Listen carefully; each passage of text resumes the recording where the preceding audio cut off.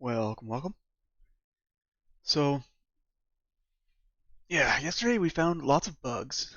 Some of them ours, some of them I'm not sure they are ours. But it's nice to see CI green. Um, it's unfortunate that kind of my daily driver setup is the one that can't run the test. But hey, Aberdores, it's been a while. Hope I'm okay. Thanks. Welcome back. Um, yeah, so I guess we gotta kind of take stock of which bugs we have and need to focus on. Like, this is a bad one. Uh, but maybe not as bad as this one. This is just weird. Like,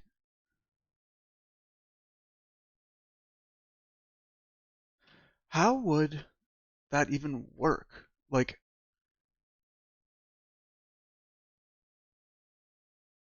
if I have an X virtual frame buffer,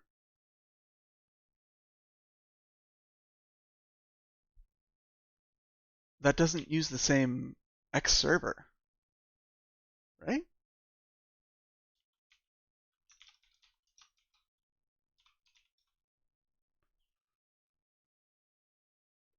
Yeah, XVFB is its own X server. So then, how does it know?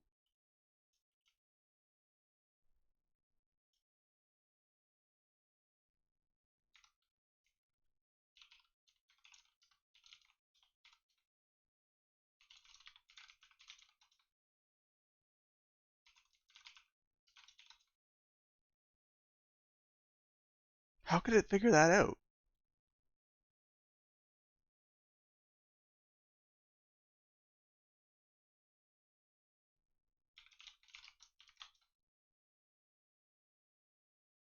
Oops.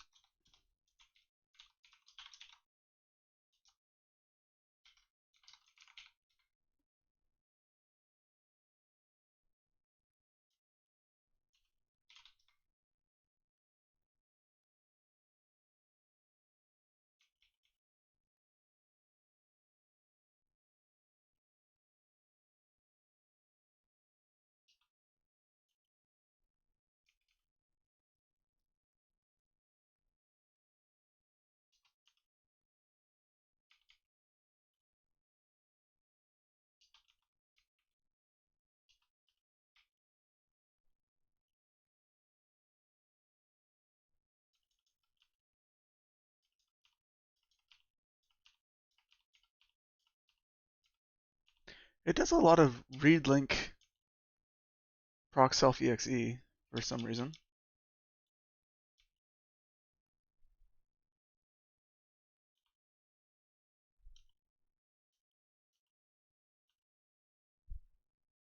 Ew, that looks like XML.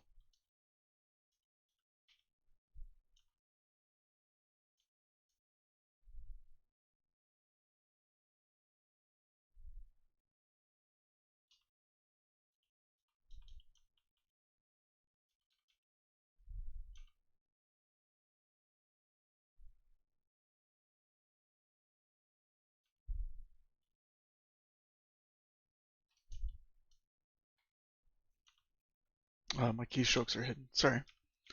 Yeah, I'm trying to see why would glx info-b think I can certainly talk to this?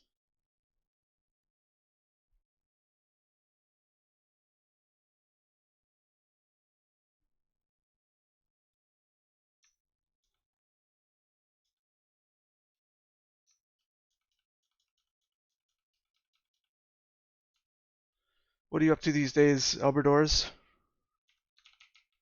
Keeping busy, I hope? Wow, they sure like to get PID. What the heck?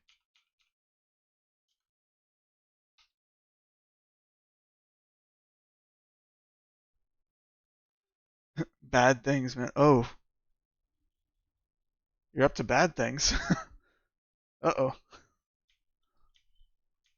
Hopefully you're staying safe. Not gonna lie, I don't recognize your name, and it's saying that you're a first-time chatter. Did you have a different username before?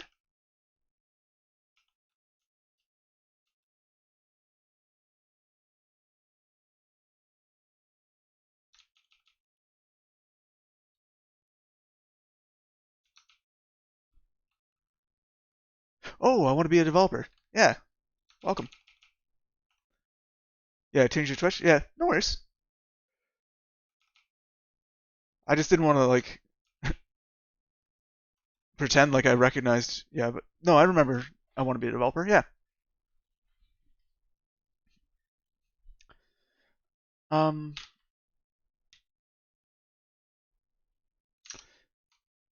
what I'm gonna do is I'm gonna see if somebody else has talked about this on the internet, and um,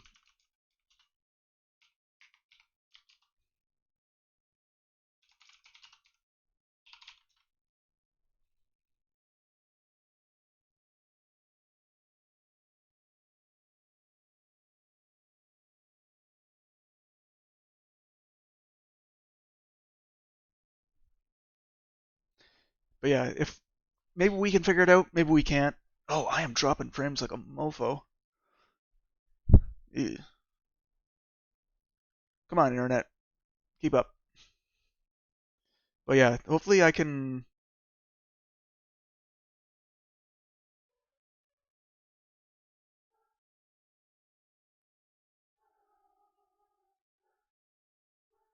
Sorry, my dog's going nuts. I gotta check the door.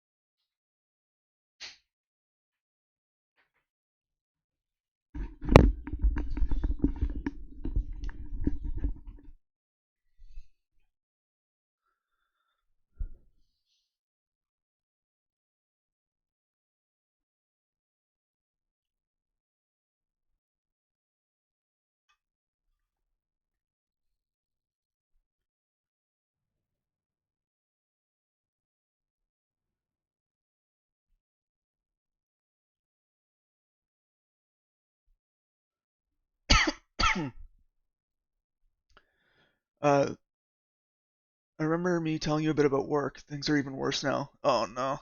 I'm about to start looking for a new position. A recruiter hit me for a Golang React position, and we are trying to get me in. I do not have the required experience though.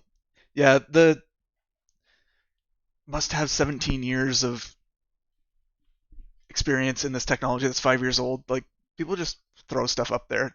It's more just to like guide impressions, but I've been looking at Golang again, and it's a fun little language. Not gonna lie. Yeah, it is.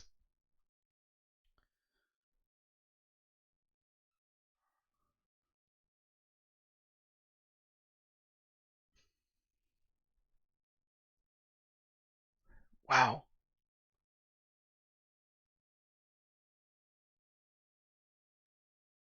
See, it's an X server that does not support real hardware acceleration. Then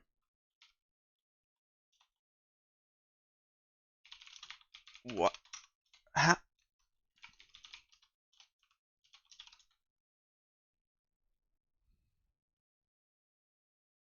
so I guess it's doing a GLX Mesa query renderer. I don't know what any of that means, but if we look at the whole hog,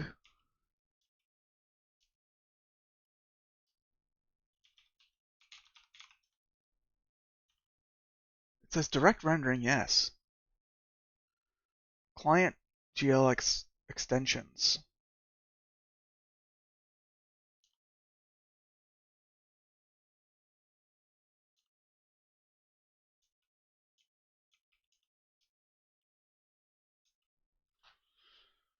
If I search for GLX Mesa query renderer,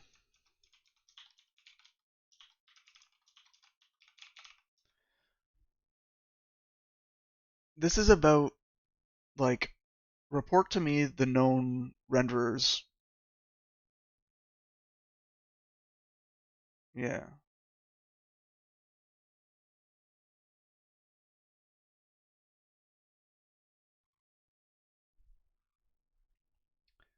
You've also been looking a bit more into networking in general, TCP, IP, UDP, Go routines, channels, etc. And it looks more fun than the front end things I'm doing. You feel smart? Yeah. That's a good feeling to have, and it's nice to learn those things, even if you don't use those directly. Um, uh, it can inform a lot of design choices and just general debugging and finding your way around. Oh, but I missed, yeah, 5 years Golang experience in Italy. Good luck with that requirement. Yeah. Yep.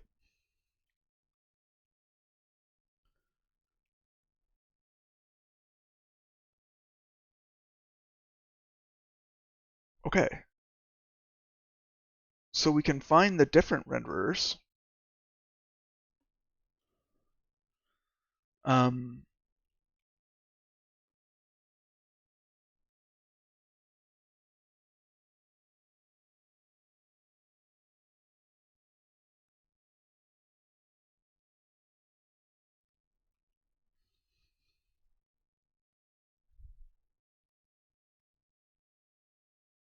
vendor ID, device ID.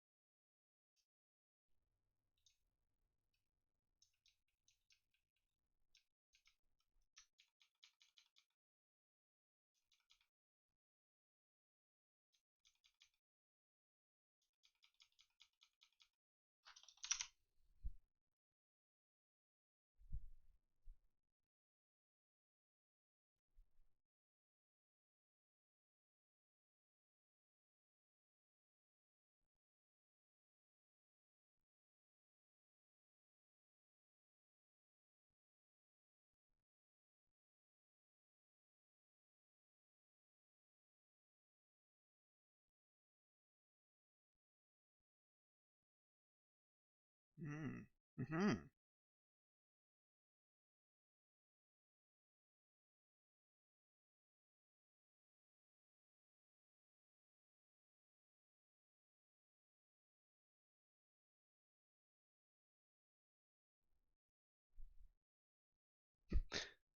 Is this project called Gazebo Sim? Sidetracked, but is that a reference to like the gazebo thing from D&D lore? Never mind.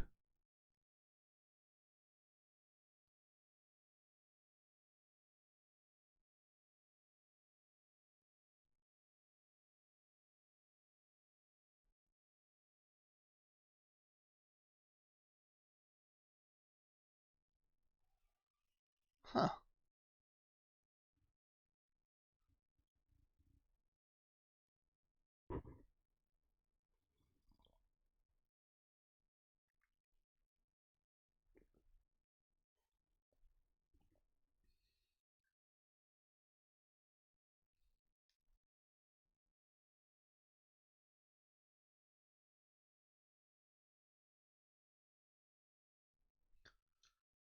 Uh,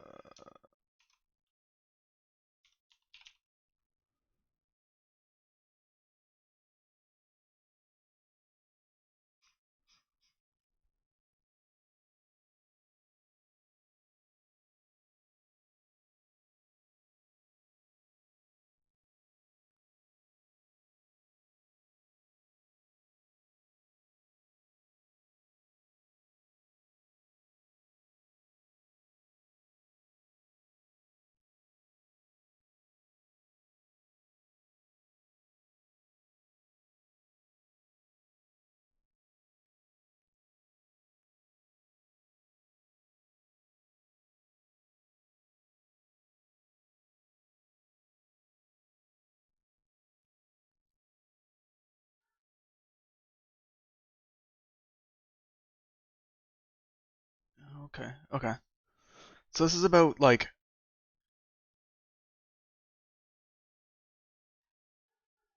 setting up their shaders to use the right versions.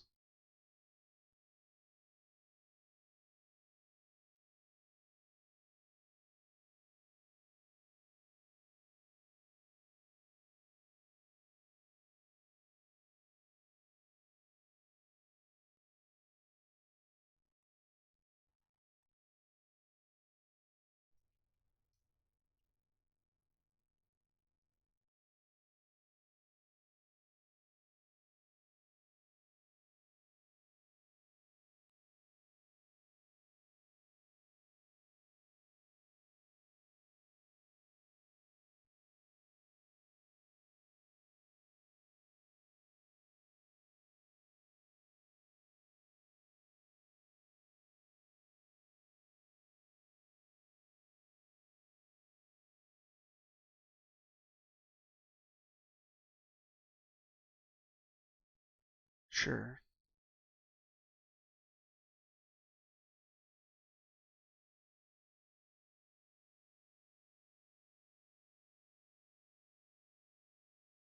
We probably want these.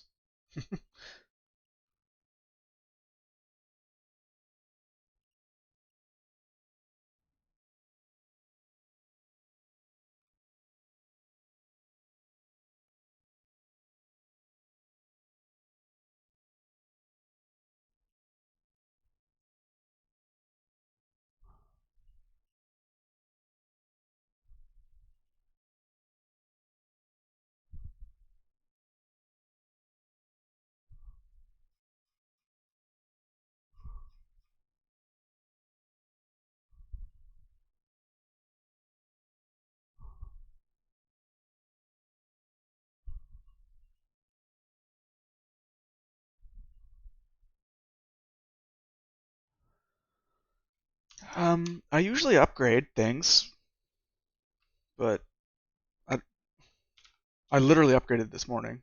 Um, so yeah, I don't know why, but GLX Info has superpowers that lets it look through and beyond the X server it's actually talking to.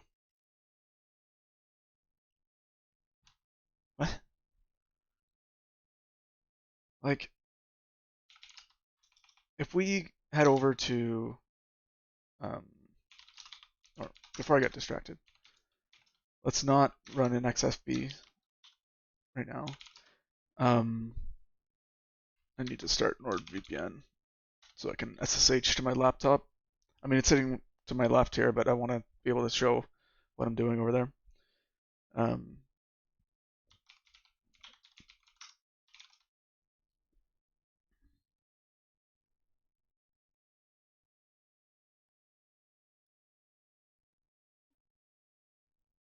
Okay.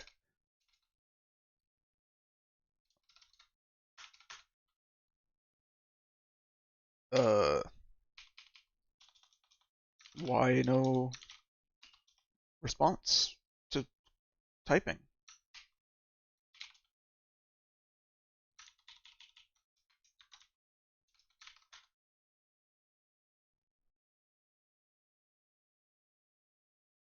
I mean, it's sitting over here. I can see it.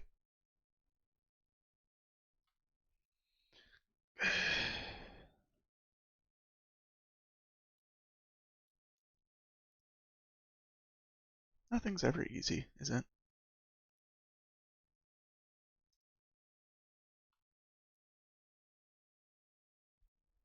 Okay, I'm not sure MeshNet is running.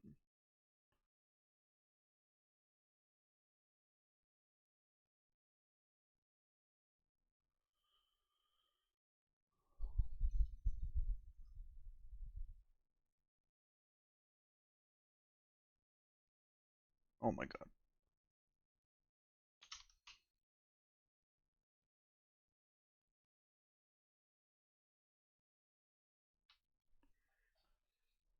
Oh, now it's.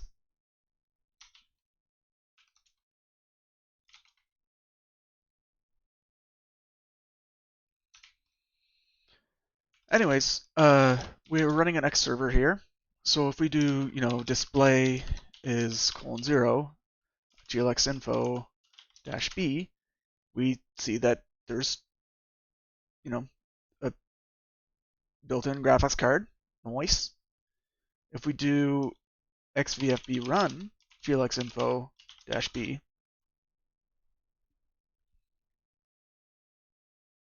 it's a software renderer, LLVM pipe.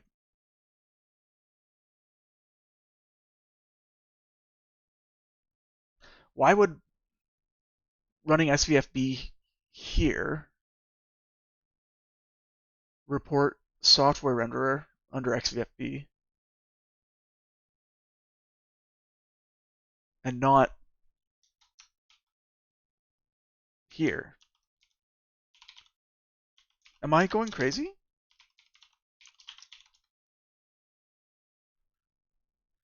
When glx info starts, it's only going to connect to an XVFB instance, and we know it's XVFB because it's even the display thing. And yet, this instance of XVFB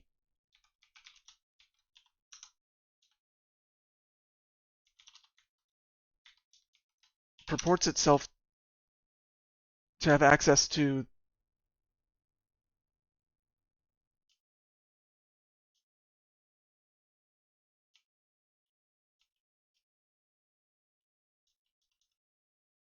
real hardware.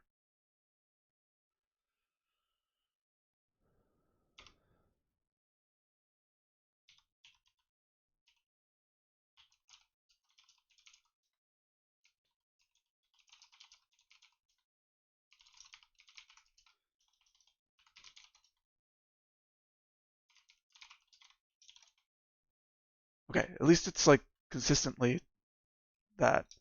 But if we do libgl always software always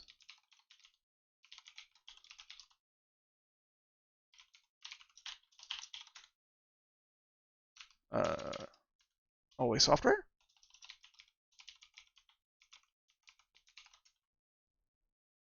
Yeah, we can find LLVM pipe.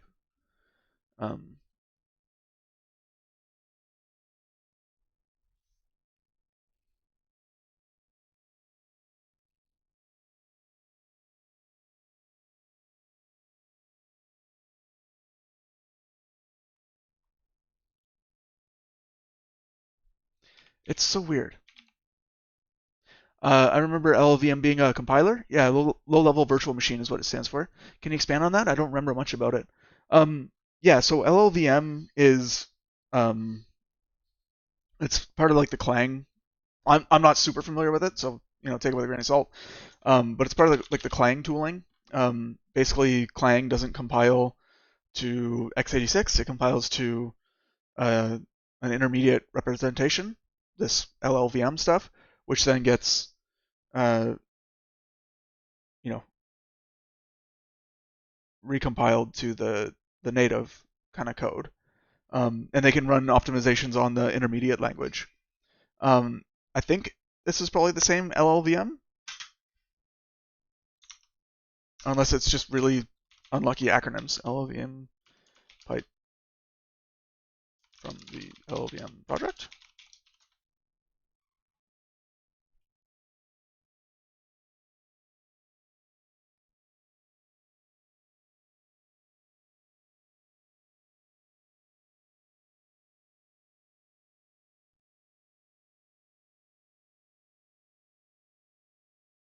So yeah, it uses the LLVM stuff to basically be the backend for when they compile their shaders. So you present the library with some text that's like, this is a vertex shader, and it's got to do something with it, right? And so sometimes it says, well, let me just send it to the NVIDIA's driver. They know how to compile shaders. Let me send it to, um, the Intel driver, the whatever graphics driver is there. Uh, but if there is no backing driver talking to hardware, you can say, well, let's pretend there's a driver, and really it's just a piece of software that will that knows how to read shader language, right? And then that software reads the shader language and produces x86 code or whatever local native code is. But Mesa doesn't want to target x86, doesn't want to target x86 64.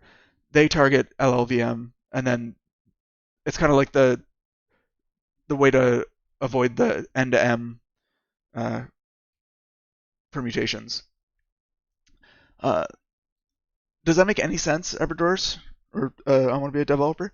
Fun fact: TreeSetter in NeoVim needs a C compiler like Clang to work. Otherwise, it throws error. Yeah. Um,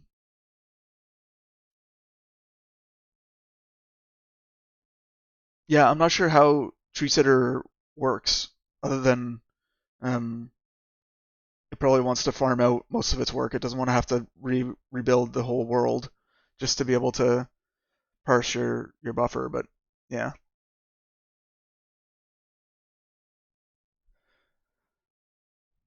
Um,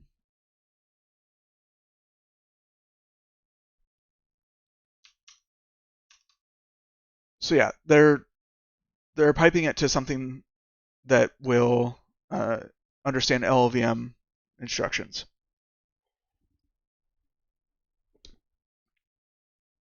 But like,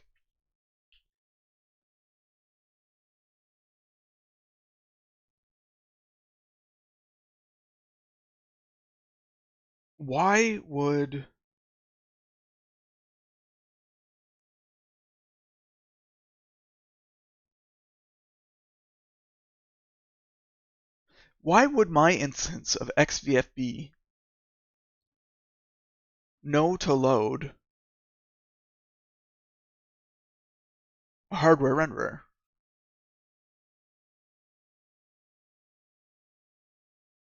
It shouldn't.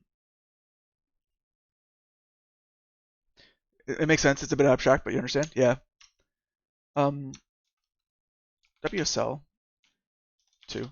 XVFB is talking to the D3, D12 driver.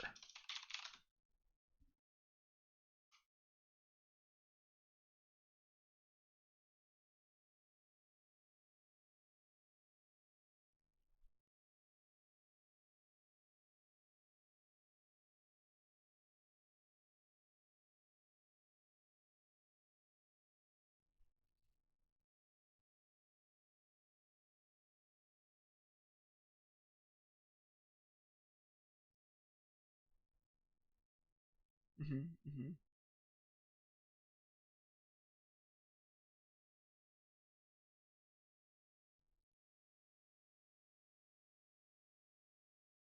Heresy.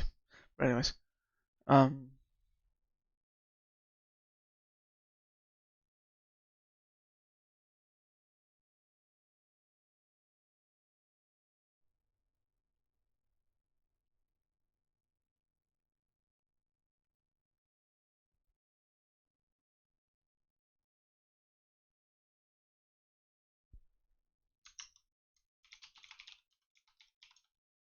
okay, it's there.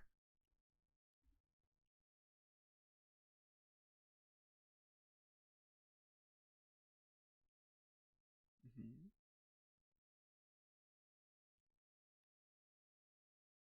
Mm-hmm.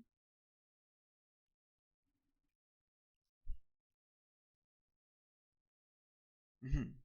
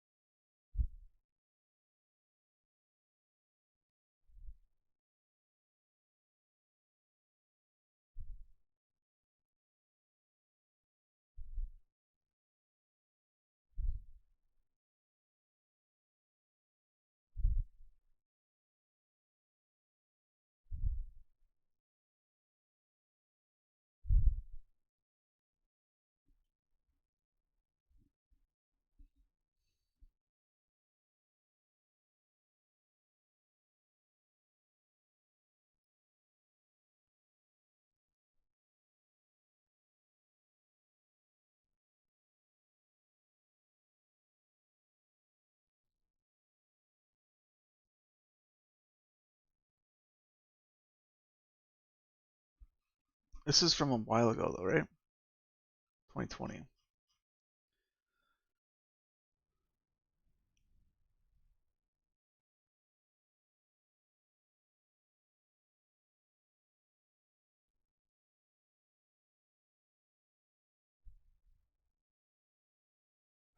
I guess the thing is that XVFB will use Mesa. And if Mesa decides to use libd3d12, so will XVFB. So why does Mesa choose a software renderer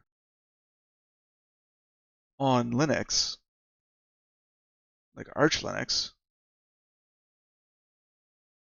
but it chooses libd3d12 on Windows Subsystem for Linux?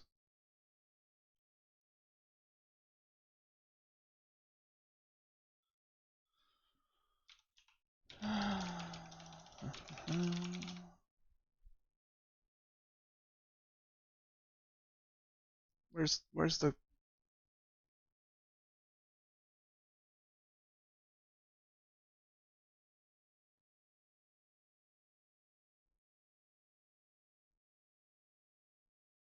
It's just like a part of Xorg, right?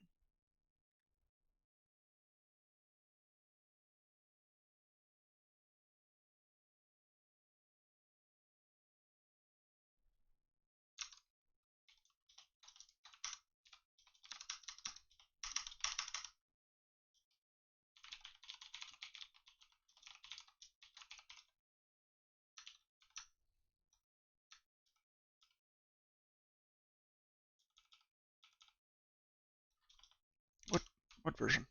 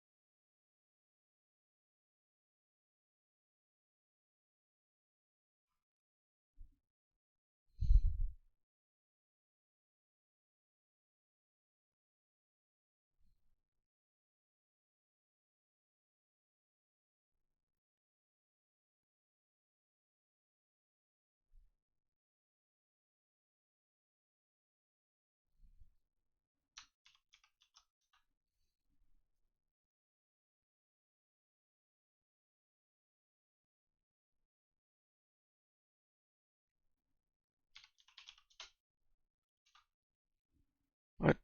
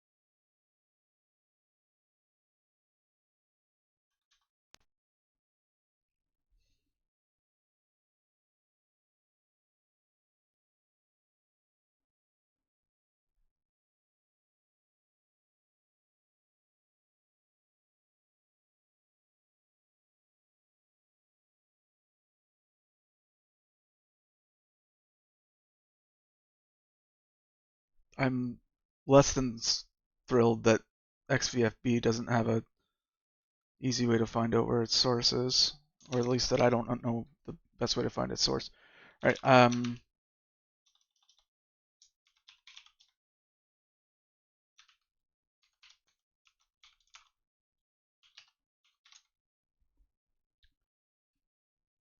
There's like an upstream URL, right?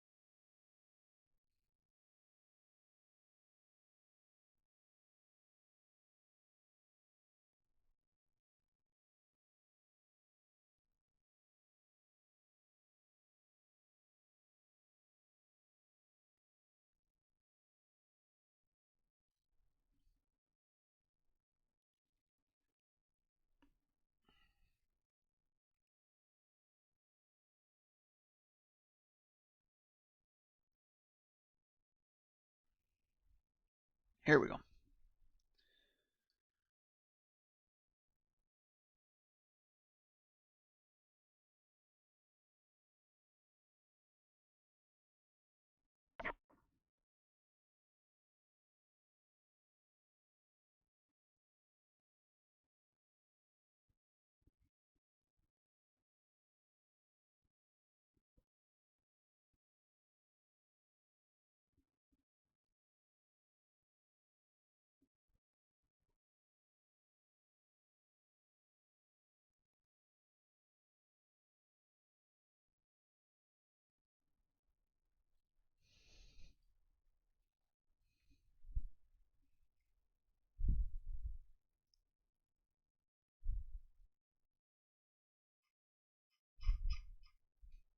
Do they have a main?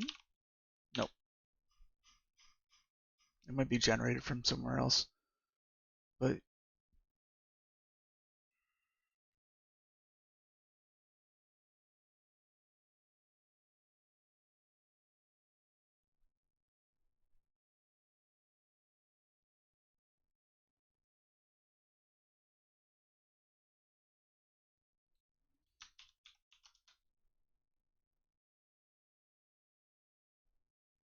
I want to search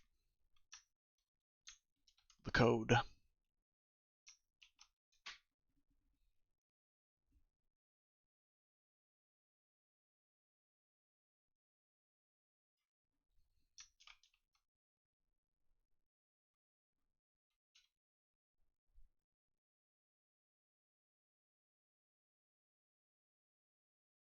Oh boy.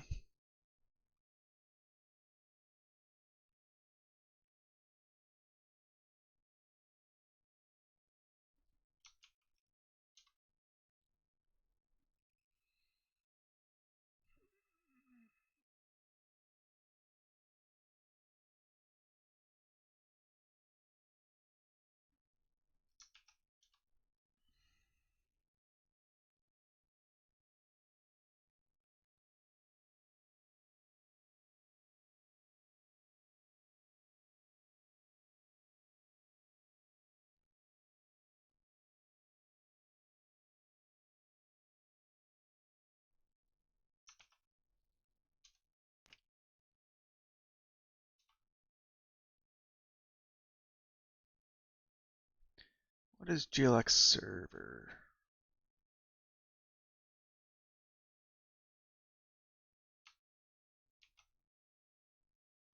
Probably like a global variable.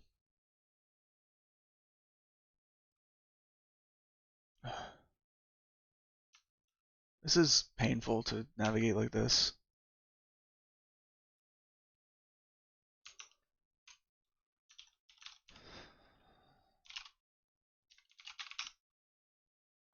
Oh no, X server. How deep does the rabbit hole go, right? So basically right now I'm looking at this.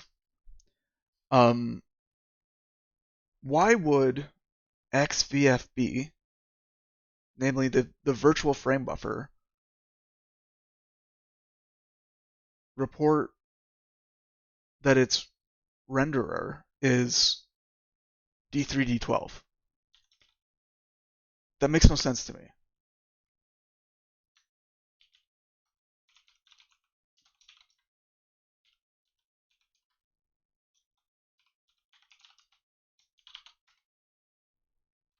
How can you get a D3, D12 device when you're running under XVFB? I want to understand why XVFB chose that renderer.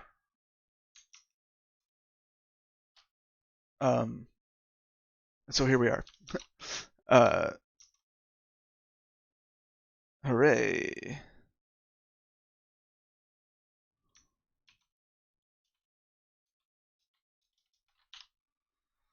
We don't have, yeah. All right, let's go find, I have a copy of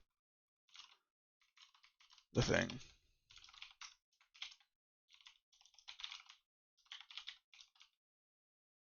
It's not in Mesa though, is it? Like, it's in Xorg.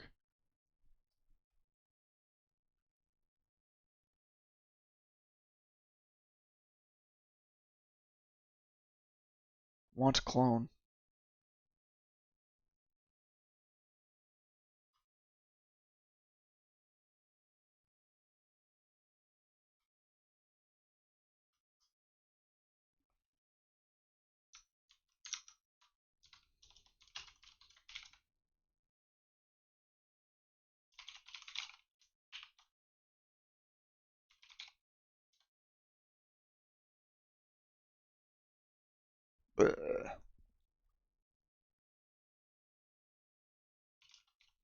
We should time box this.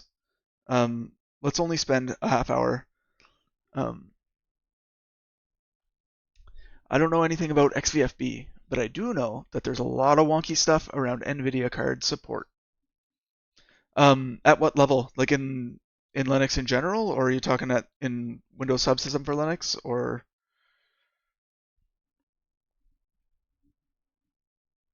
in X?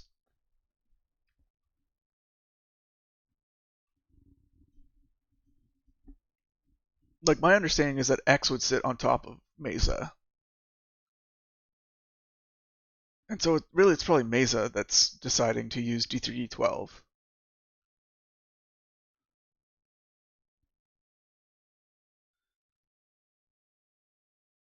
Yeah, the project proprietary drivers cause a lot of headaches, and the FOSS ones don't work. Yeah. Um,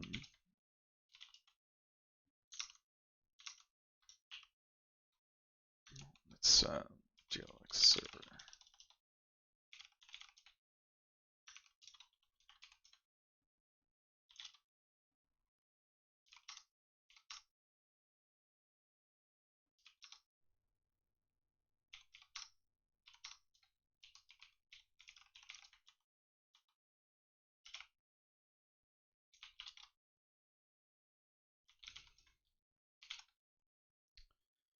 We need to build this with Bear. Oh.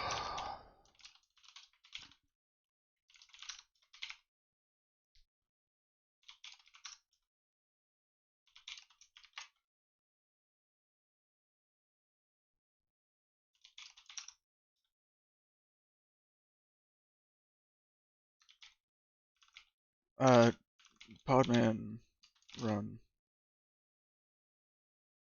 We need to do the thing where we add user 1000.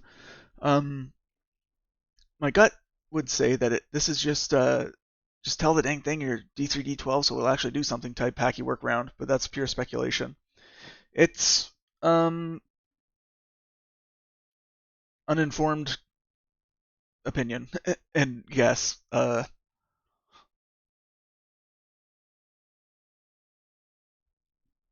But yeah, okay, hold on. Step the step zero.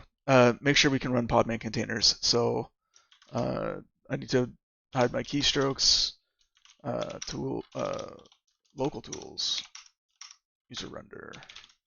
So then now we ought to be able to Podman run. Okay, so Podman run. Remove the container. Um,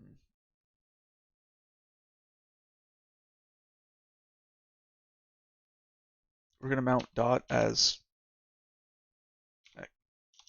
slash x server. We're gonna run the build Mesa container image, and we're gonna run bash. Did not work. What?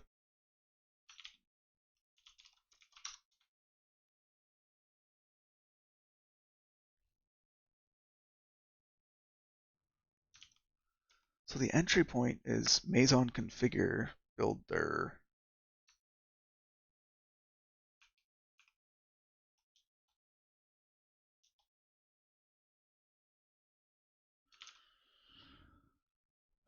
Override the entry point on a Podman run command.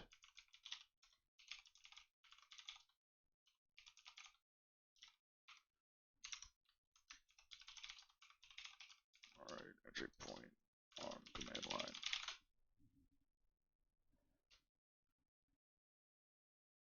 Dash dash entry point. Okay. Please.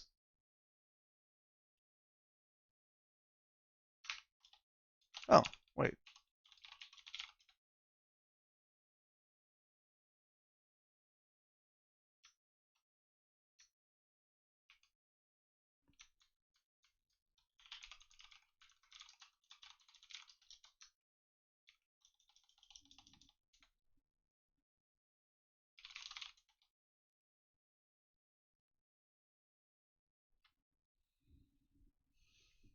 We'll get there. I need a quick break. Be right back.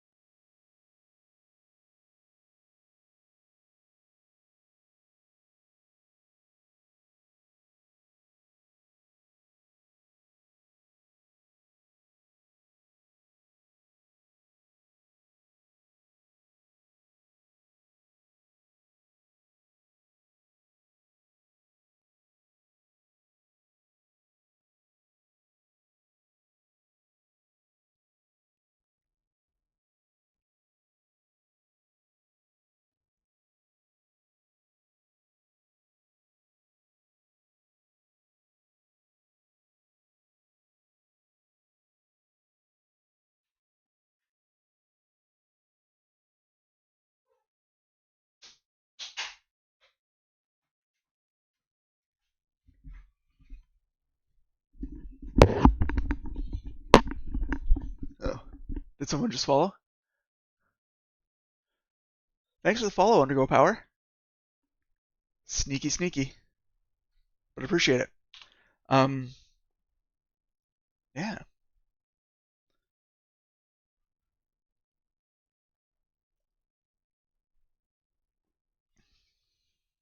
Okay. How important is this? Slash, why don't I know this by rote?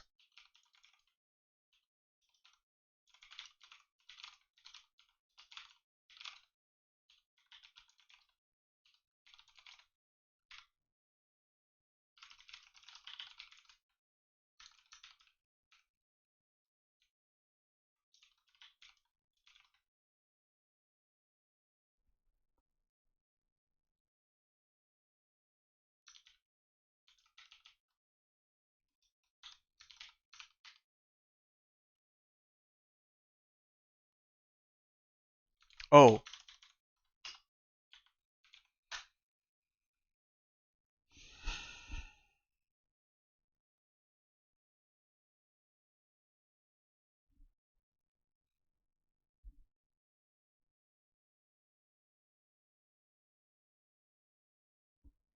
yeah. Okay, that's fine.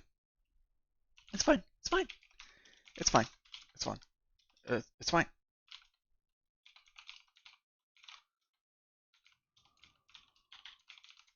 How do I Maison?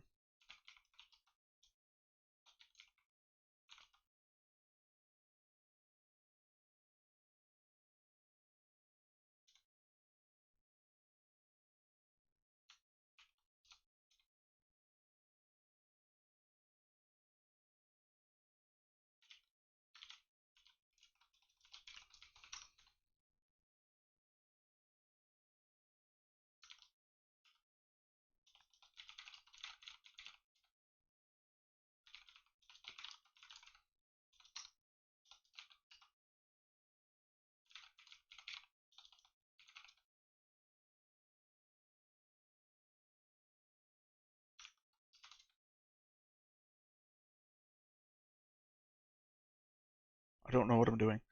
Um,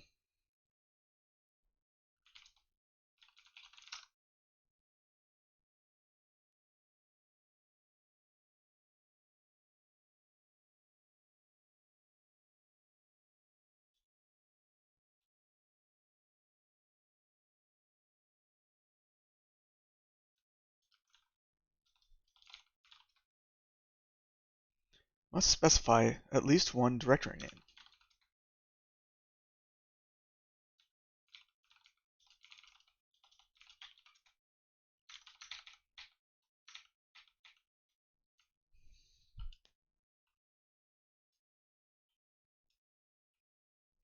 You give it a build directory and a source directory. Okay.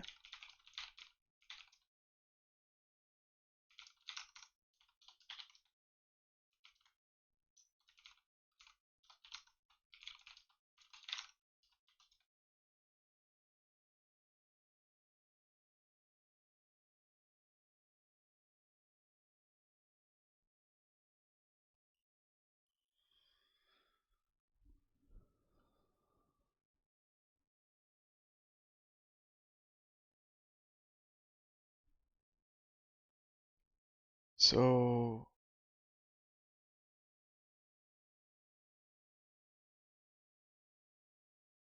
present proto.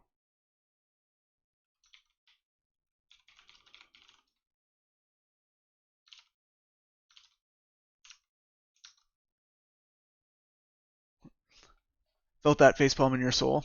Been there so many times. Yeah.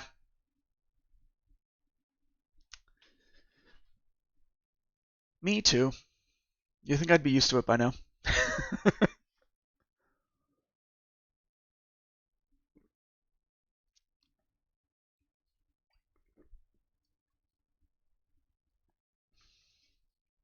Okay.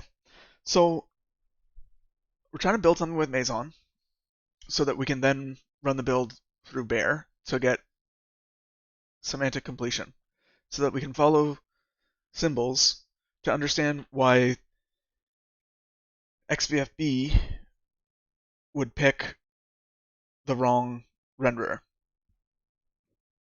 But I think, upon reflection, the problem lies not with XVFB. The problem lies with Mesa. Mesa is the one that picks the renderer. The X server is just like, hey, OpenGL libraries, give me OpenGL. And Mesa is the one that picks, I'm going to send it to LLVM pipe, or I'm going to talk to a dynamically loaded shared library that is a driver that I know how to talk to. Okay. So, for better or for worse, we need to look at Mesa.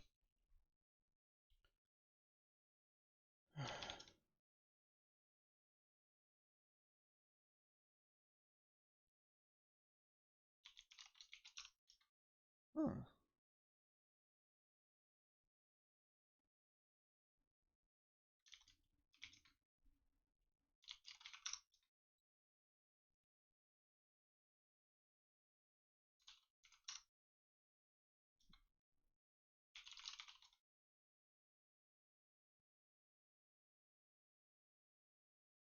There is no entry point. Okay, okay. Yeah.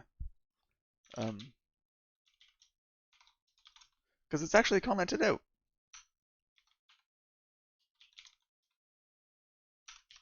Oh, yeah.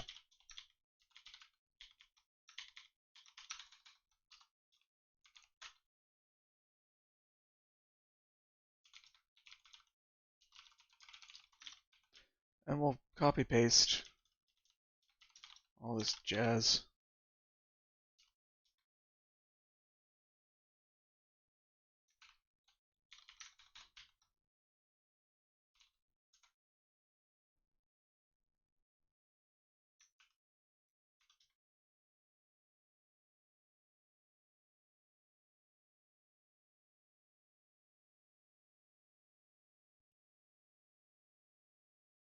Did what?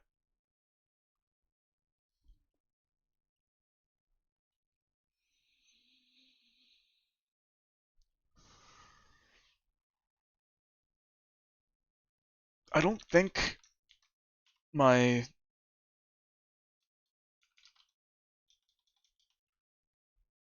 Mesa install is locally built. I think I just had the source to like try to understand what it was doing. Uh,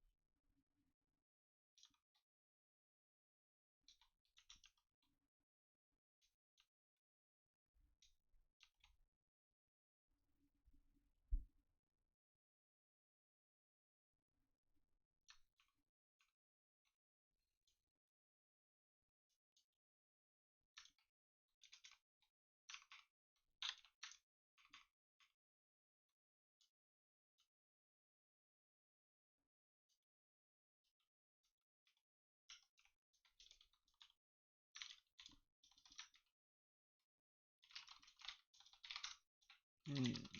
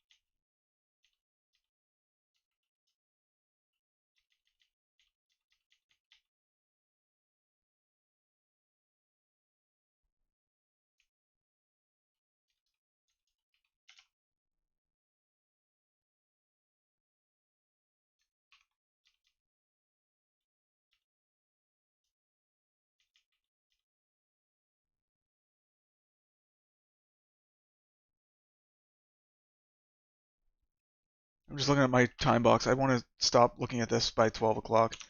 Let us send a message to folks who would be nice and helpful and certainly not ridicule us for not knowing these things. Okay. GitHub, Microsoft, Wizzle. They have a few issues going on. GLX. Has anyone ever mentioned XVFB to them?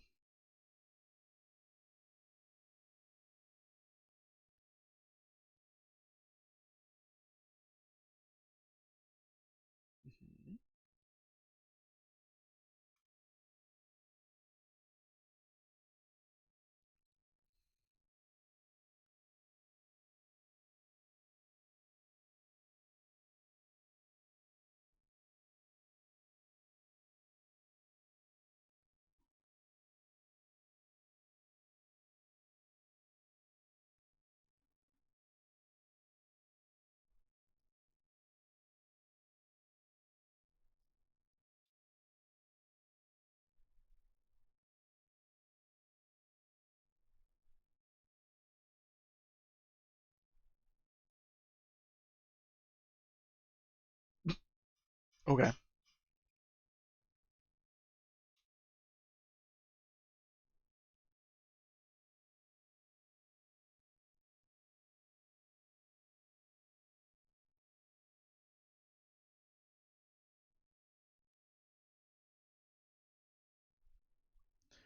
Store Windows 7 for Linux. Is it accessible from session 0? Huh?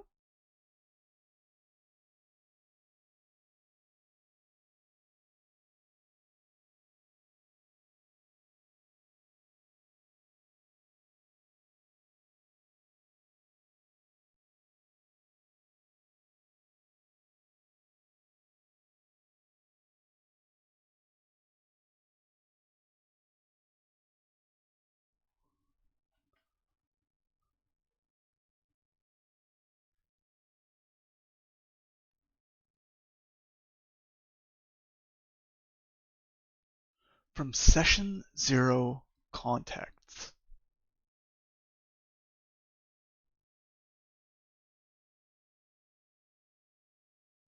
Oh, okay. Who? Why did this get tagged with XVFB? It doesn't even have XVFB. What? What? What?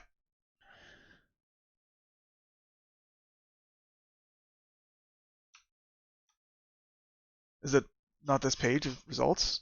Okay, yeah.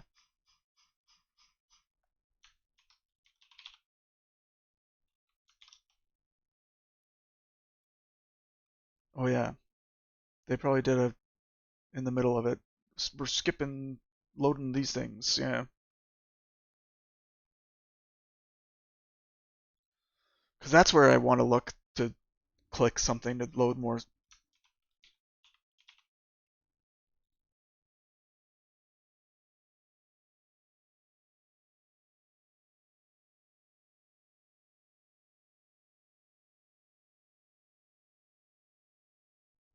Completely irrelevant. Okay.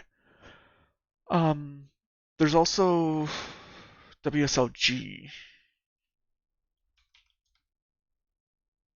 which is more of the graphics things. At least they only have 600 issues. Not even mentioned.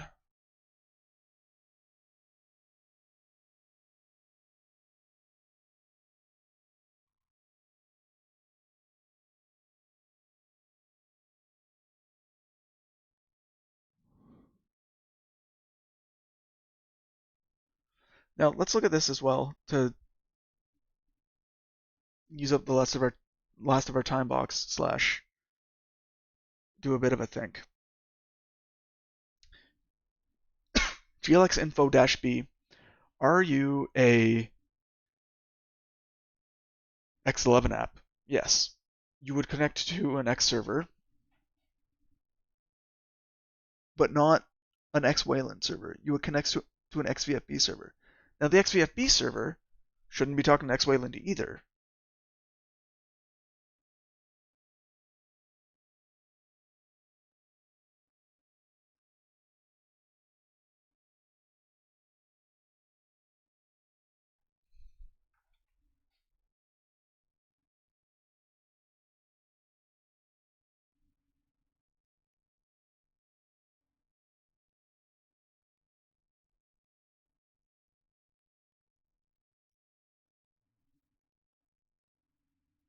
Yes.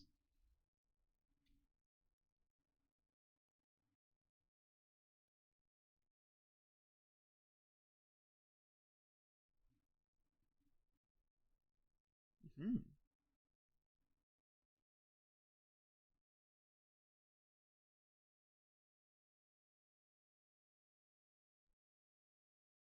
Sure.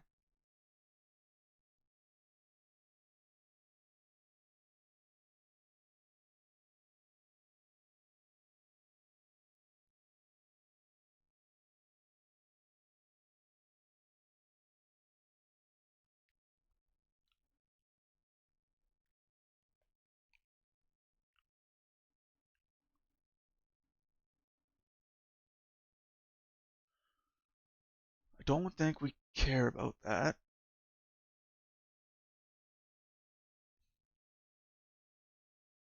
Okay, good. They're actually using GitHub for their issue tracking. Hey, look, it's the thing we were looking at earlier this day. XVFB. Okay. Um, do I file an issue? Do I start a discussion? Um,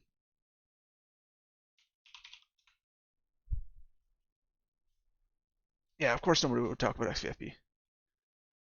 New discussion.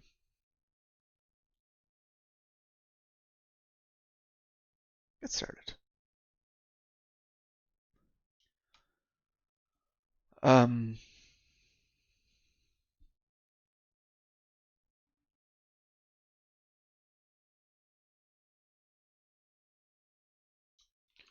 confused about WSLG plus XVFB plus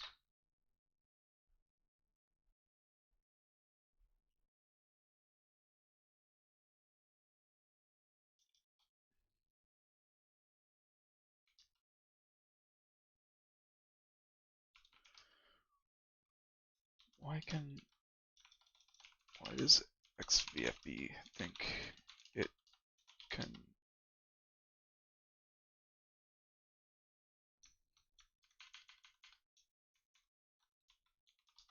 can XVFB really talk to the GPU? Oh well.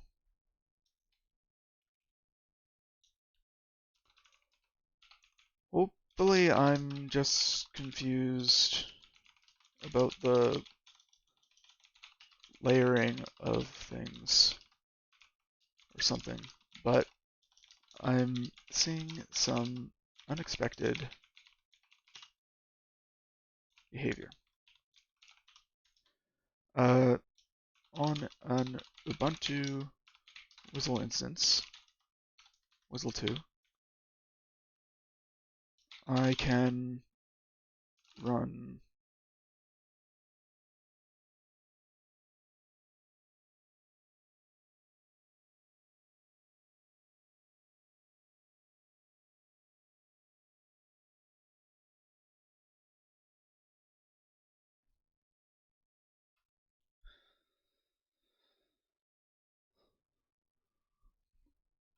X applications. X links to the X Wayland.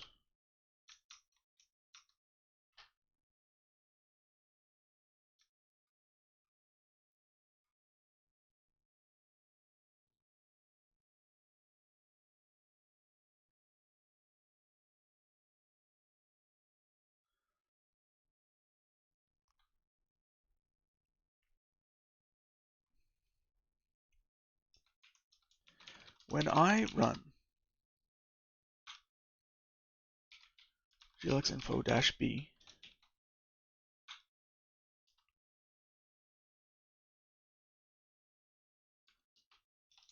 I can see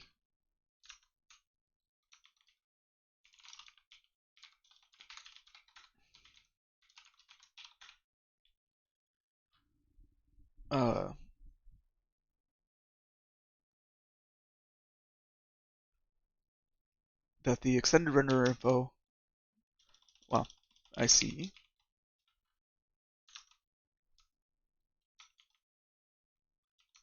Let's just copy paste. Why not? Why describe it when we can just copy paste it? Um,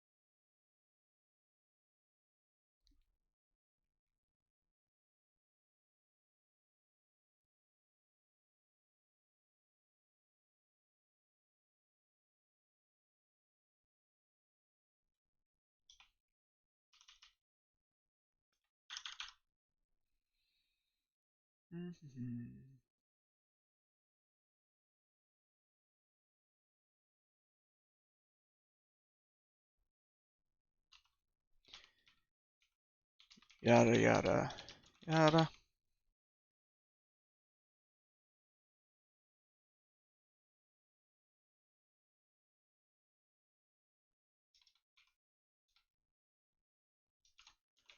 When I run xvfb run glxinfo-b, I see.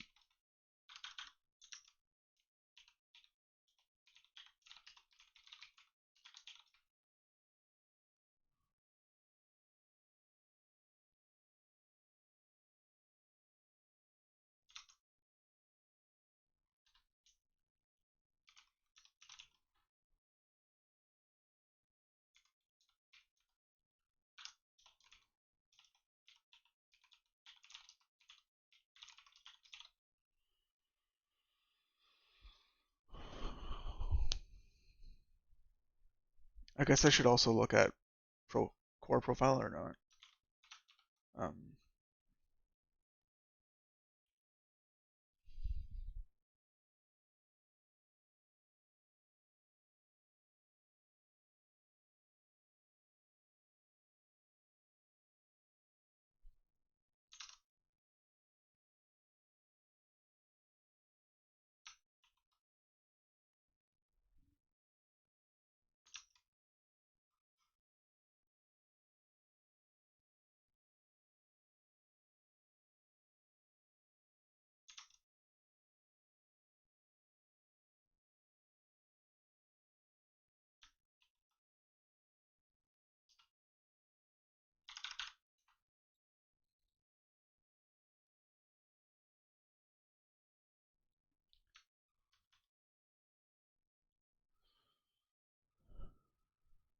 Aim to display 0, yes.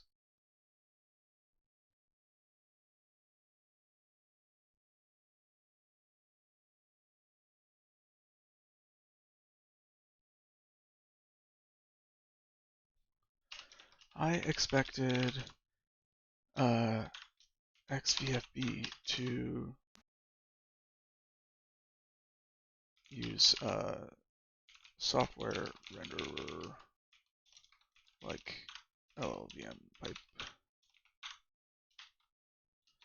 but it seems to be using the D3, D12 driver.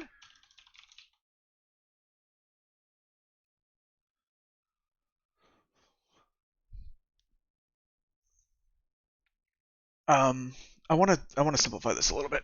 All right. Is there a better glx info command I can run? glx info. Um,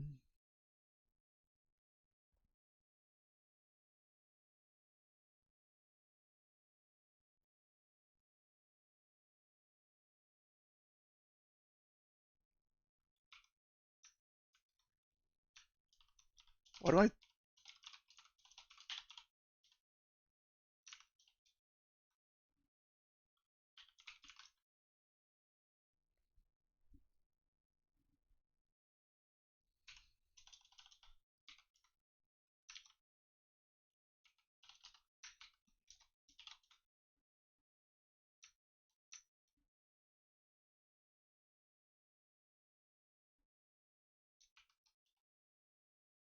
I guess you can't mix dash I and dash B. That's fine.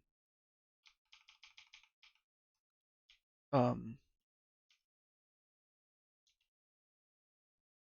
that's that's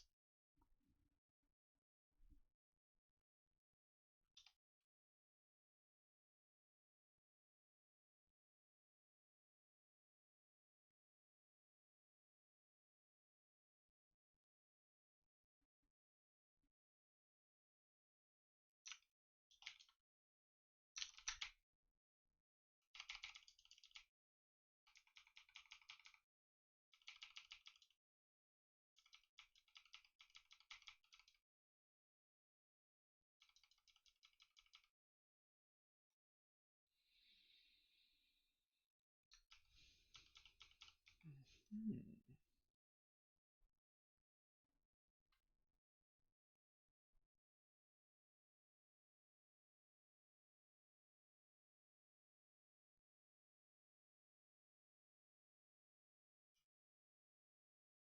Extended renderer info.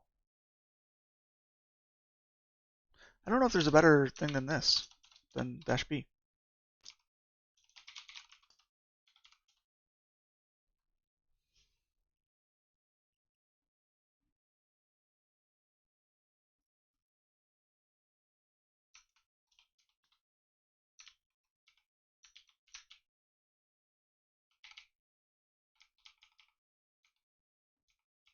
That's kind of cool.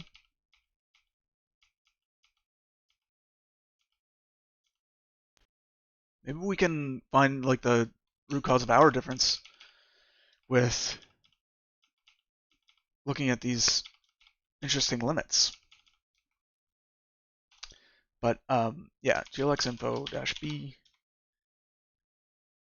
xvfe run it and libgl always software glx info dash b.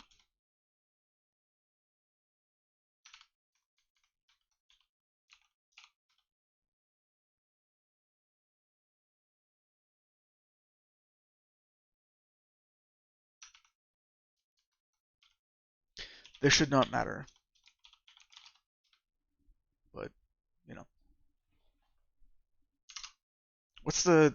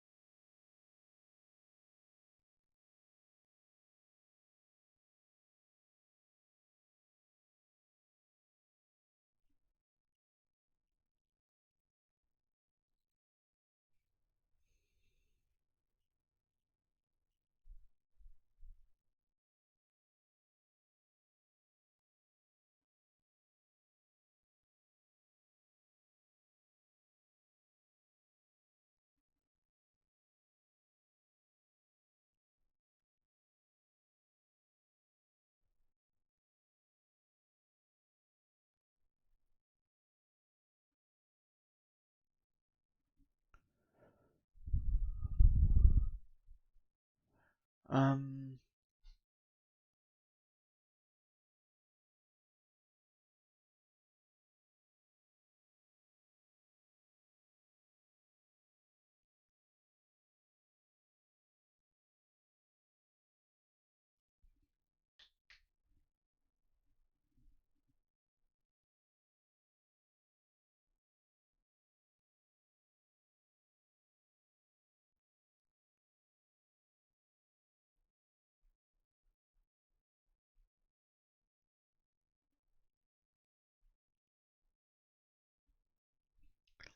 Um,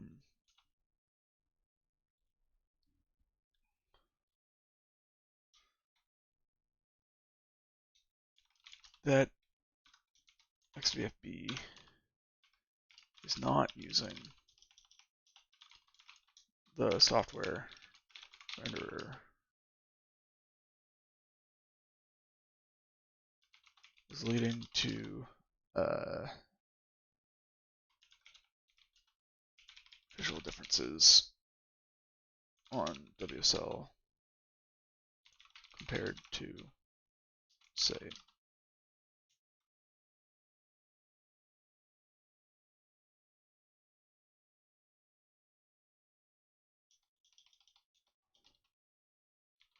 a real Ubuntu instance.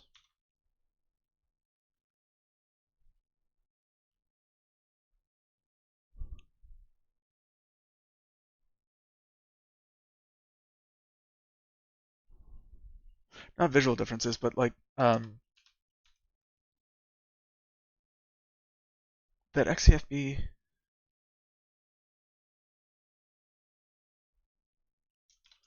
for me, since XCFB is not using the software renderer, some automated testing in my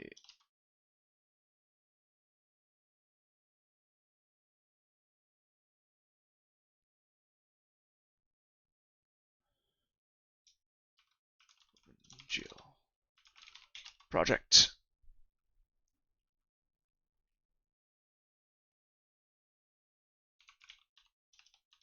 doesn't.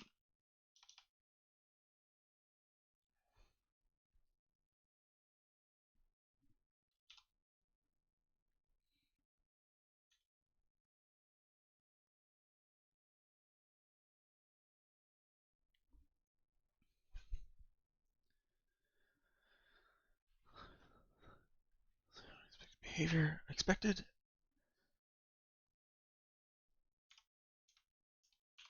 We use a software under like all the MPipe, but it seems to be using the D3D12 driver.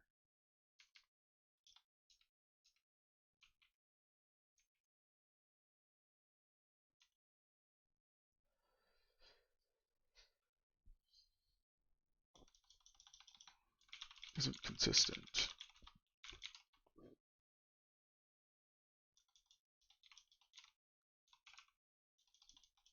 between WSL and real Ubuntu instances. I can work around it for now with libgl always software, but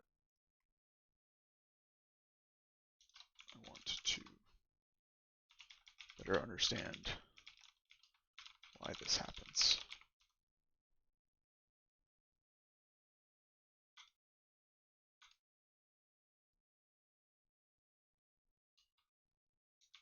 Is it a bug in SLG?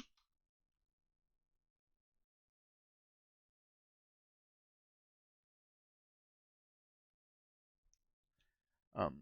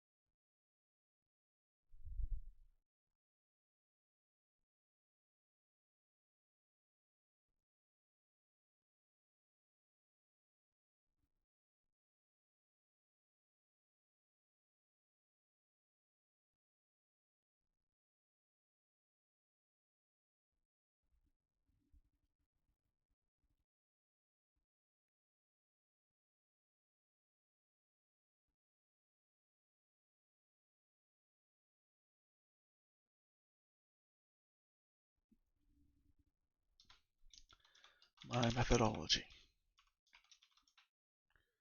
When I run glx info, I see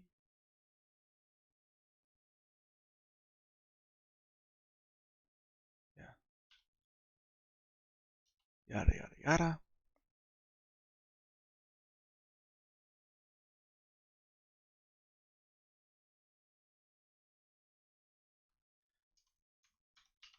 In a fresh terminal, I see this.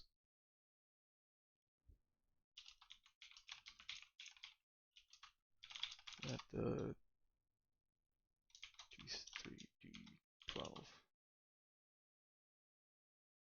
device is used. When I run xvfb run glxinfo-b,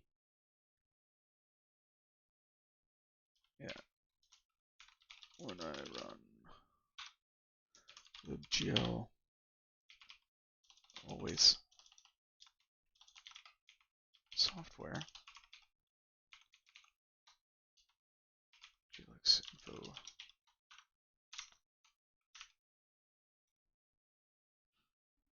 Let's just copy it, right?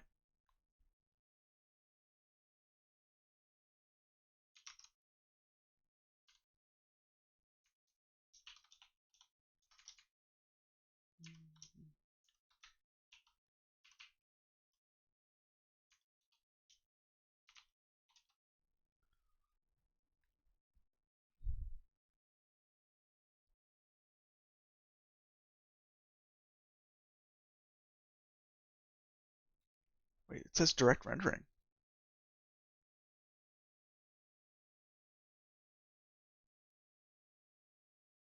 Direct rendering, I guess, makes sense in that when you allocate a GL context, you don't have to talk to an X server across the network to manipulate that context, which is what I think direct rendering is about.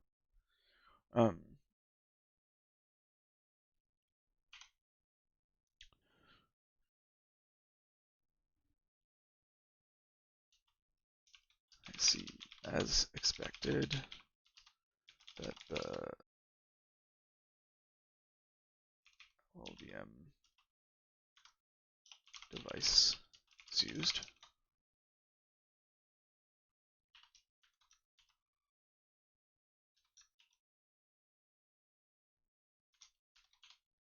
We won't put the yada yada.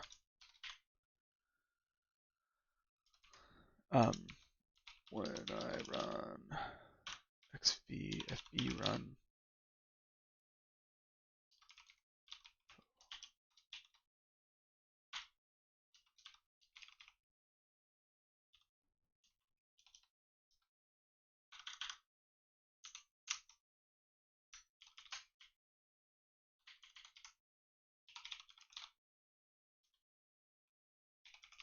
it's not just like xvfb run is weird, right?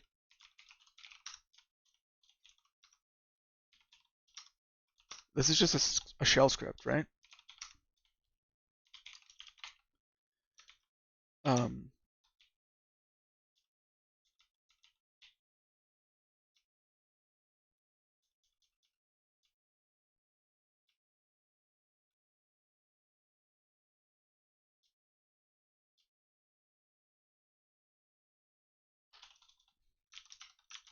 If I do something crazy like xvfb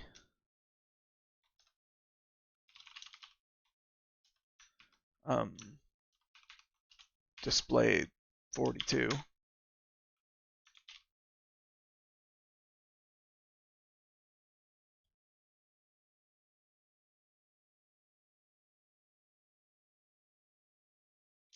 display is 42, glxinfo. Yeah.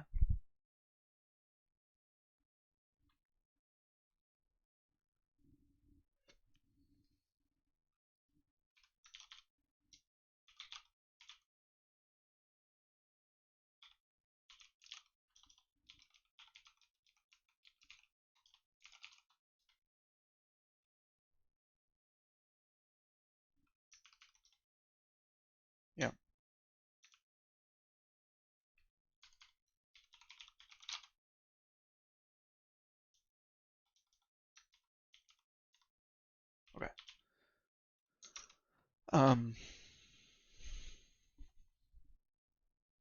so I don't think it's the problem is just an XVFB run. That's what that did. That was about. So when I run always software, I see as expected that the LLVM pipe device is used. When I run XVFB run glxfo-b, I see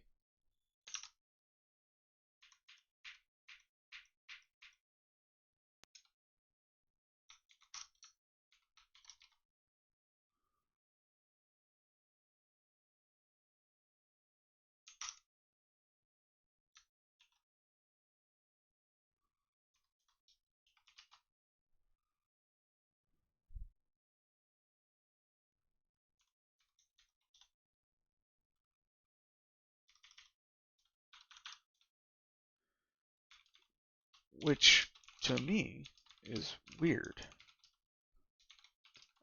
I'd expect the underlying XVFB instance to use a virtual frame buffer instead of talking to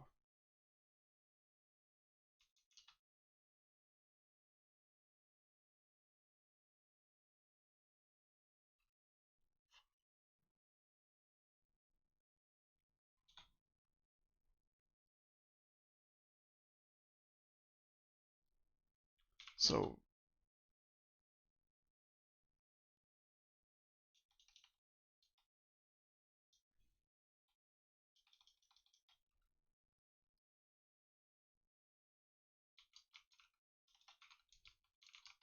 maybe they're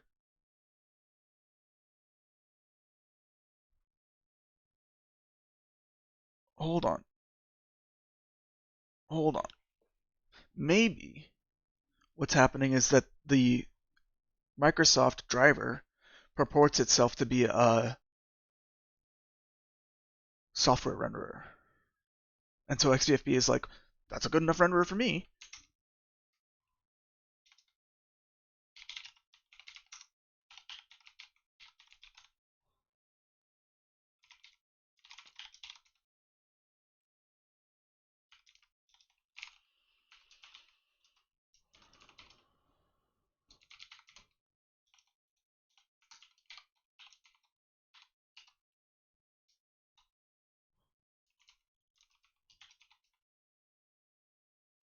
Die play.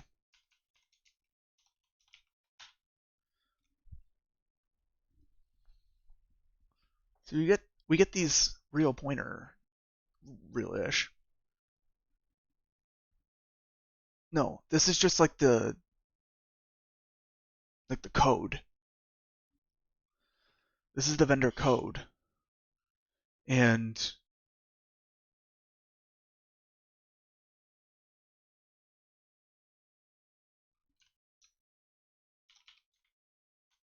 maybe that's what's going on. Somebody's deciding to look at the vendor code and use that as a determination for is this a software renderer or not. And then yeah.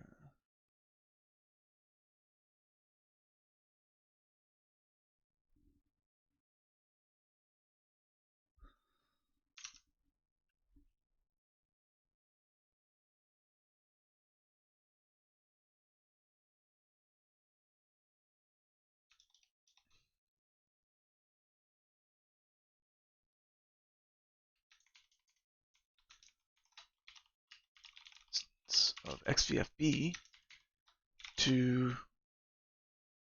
not talk to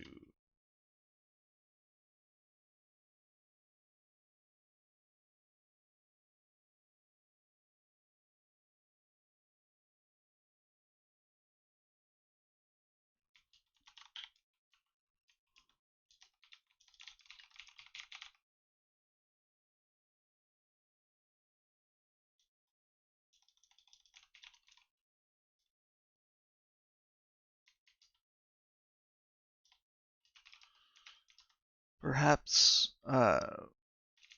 Mesa decides that a vendor device code of -1 is software enough? I don't know how XVB on top of Mesa would pick. Let's decide on a particular renderer.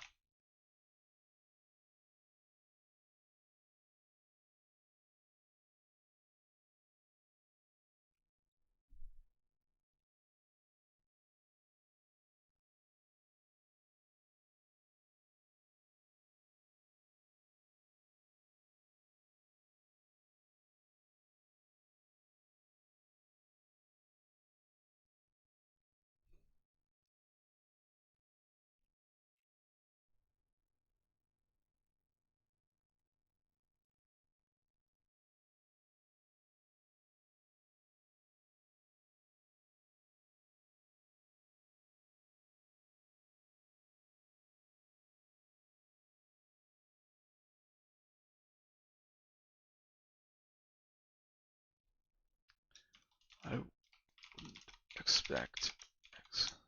Hey, Bossy.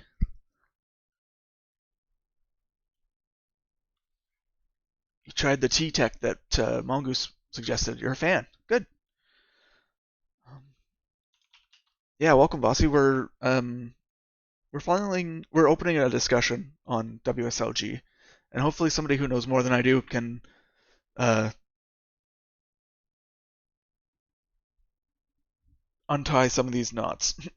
But I think the next thing up is to implement your test that you had, your test idea of dump the kind of texture parameters, internal formats, and see if that's what's different. But I think by 1 o'clock we'll end up just saying libgl always software. um, yeah, I wouldn't expect XVFB to talk to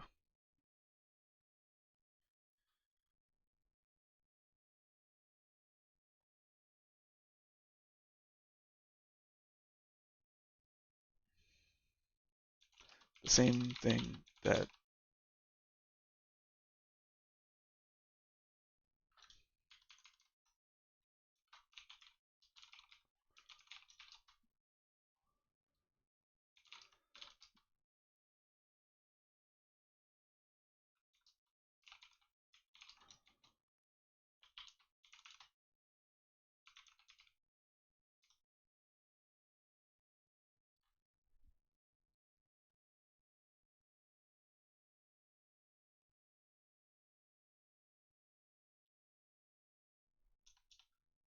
X11 client app would.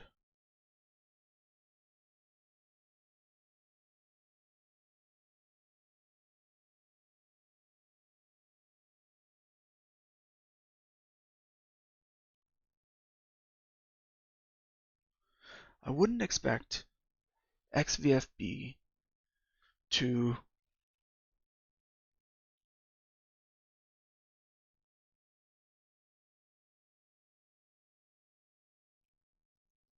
expose what looks like real hardware.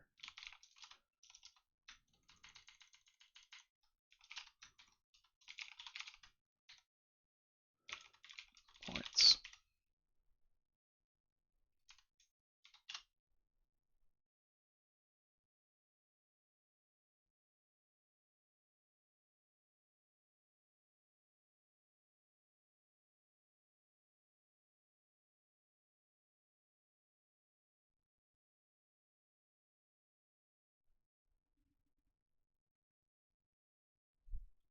But yeah, everyone weigh in on this if they want. um,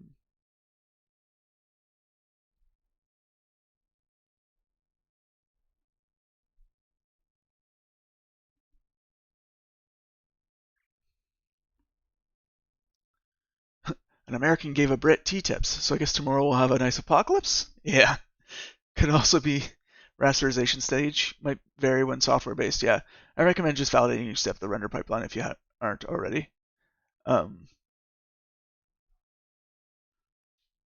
maybe try hooking render doc and checking for difference there.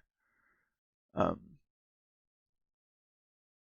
yeah, I guess like I'm not too worried about why the software renderer is doing X and the direct renderer or the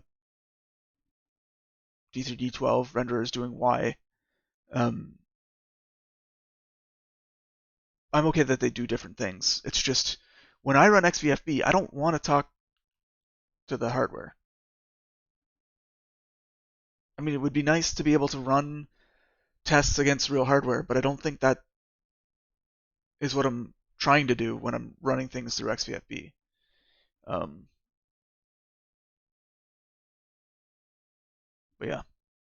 All right. Need a quick break. I will be right back.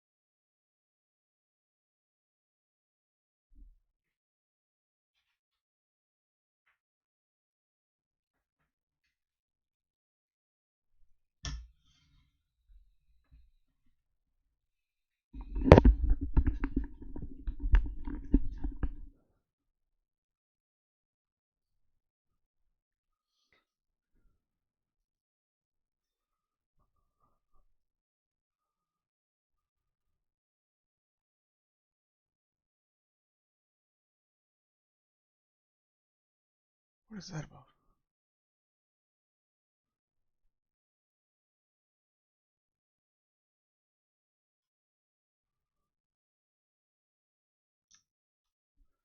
Did someone do an upvote?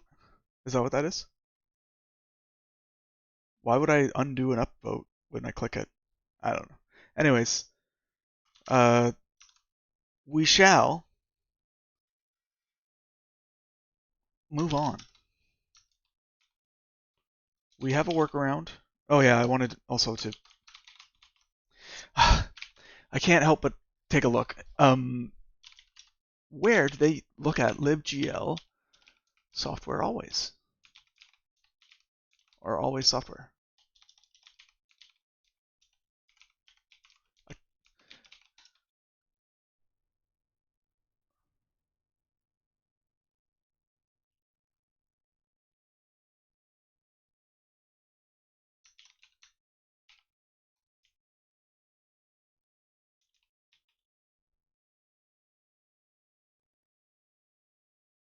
Because downvoting clearly should be -2 and upvoting +1.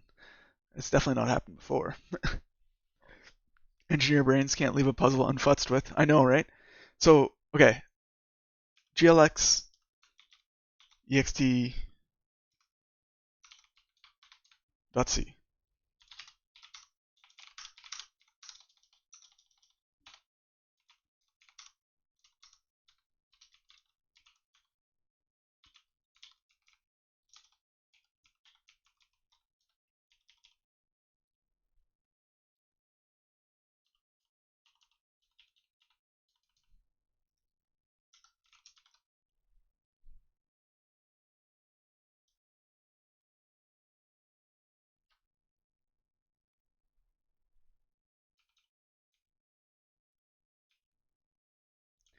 So they say get a bool option called libgl always software defaults to false. Um,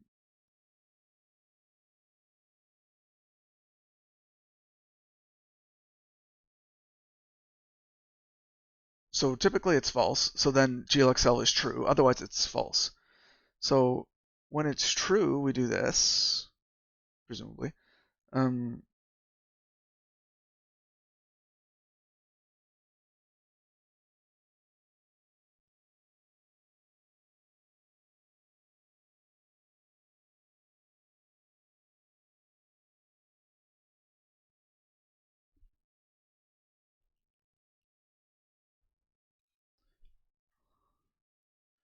do you know where I'm referring to? No, but if I had to guess, Stack Overflow.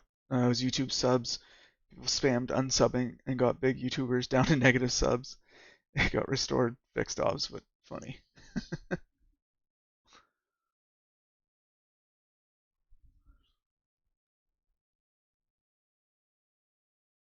I had not heard about that negative subs. That's funny.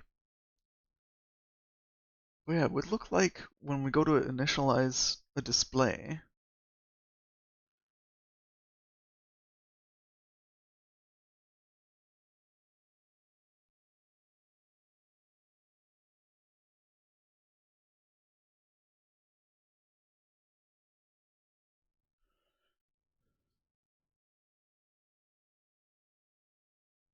the like typical, I'm just running Linux and an X server, glx direct will be true, glx excel will be true.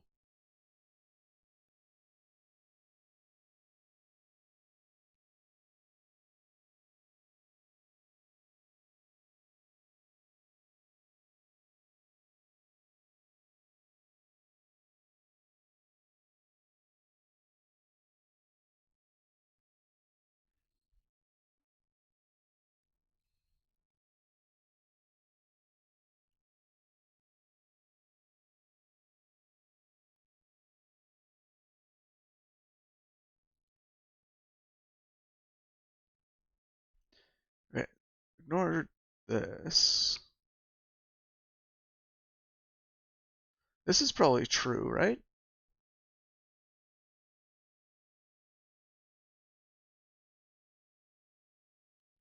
If def glx use Windows GL. I bet this is true.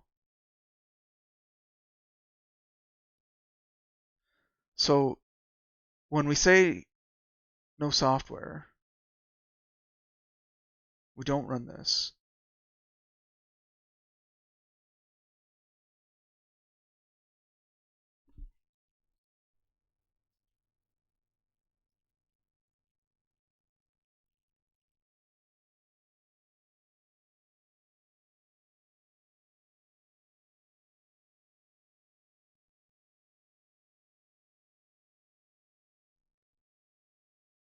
Are you sure? I guess I just really don't want to try zinc.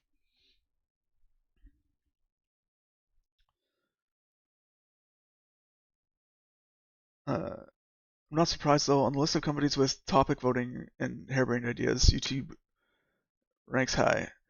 Nah, definitely not Google. They have perfect systems. They definitely don't have null elements today, like a null tooltip when hovering over volume now and again, or shorts breaking and resetting the list. Definitely not. I blame whatever percent of code they proudly proclaim to be AI generated.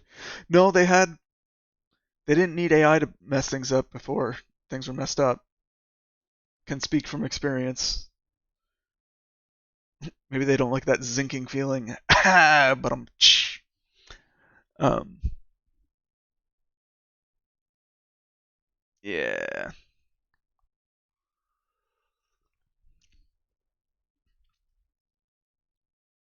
Well, it, instead of going down a rabbit hole,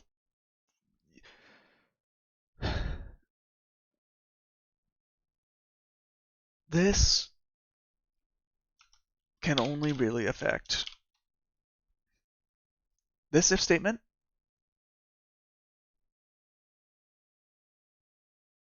this if statement, and nothing else.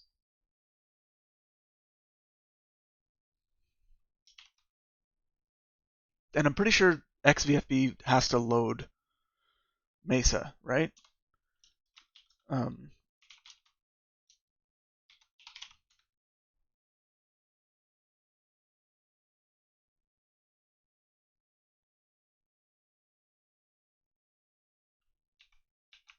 oh, I guess it doesn't look things up on the path.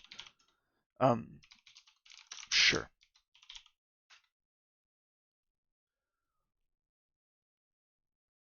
libgl, which under the hood will load Mesa. If I understand. I might not understand, but I think I understand. That was so bad it went over my head. Bad jokes are my favorite. Yeah. Why is that? Like, you were talking about engineer brain before, but like, that's not an uncommon thing in like engineer culture. That the worse the joke is, the better it is.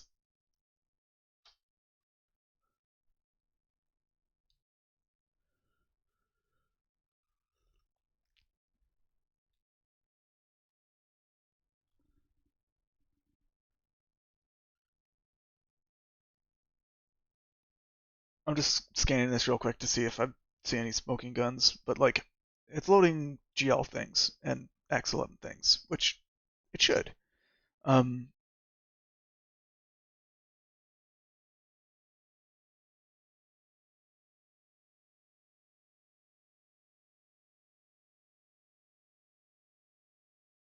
anyways, I'm done with this uh, side quest. It's over. Don't distract me again. Side quest. Um, okay. Da, da, da.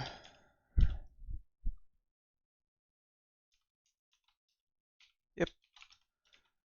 Uh-huh, uh-huh, uh-huh. Okay. So, is there a patch I can patch to make it so that we also export libgl always software?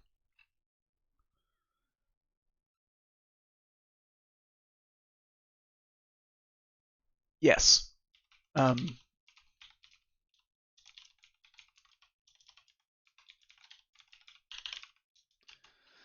Um,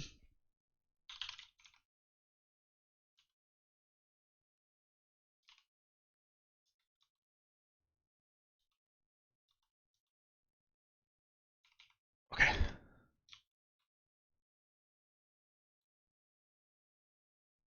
On Windows Subsystem for Linux, um, XBFB thinks it can talk to hardware.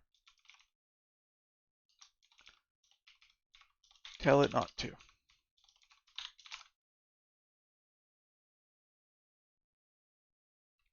Now, that means we're going to be running with the software renderer even if we do this.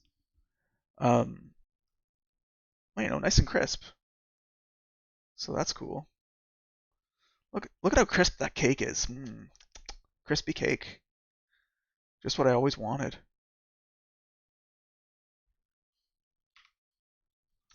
So there, the bug's fixed. This one's not.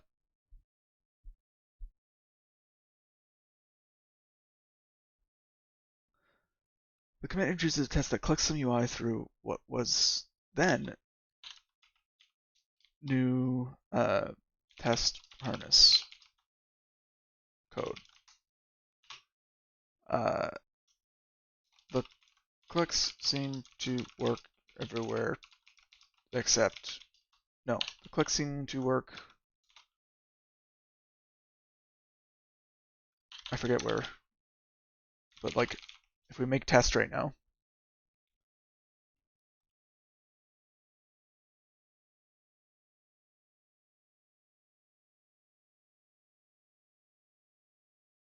we pass.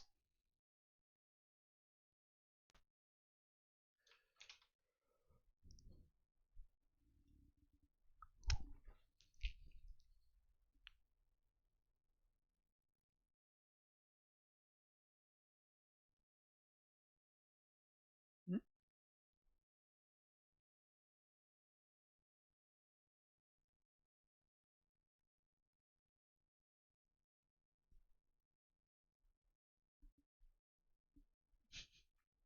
You really made me feel vindicated with that one. Oh boy. Probably because they involve clever reframing usually. We like novel new ideas and concepts and get a good brain tingle from that tilt of perspective. Yeah. Crispy cake sounds like a crime against food. It certainly does. Or just stale cake, but yeah. Um, okay.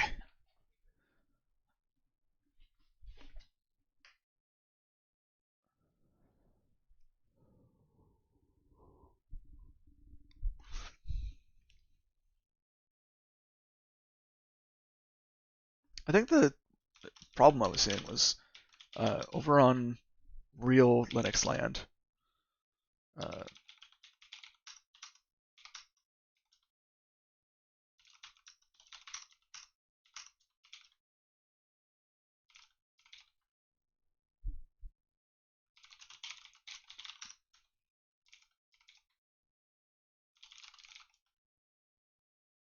the startup UI test was failing.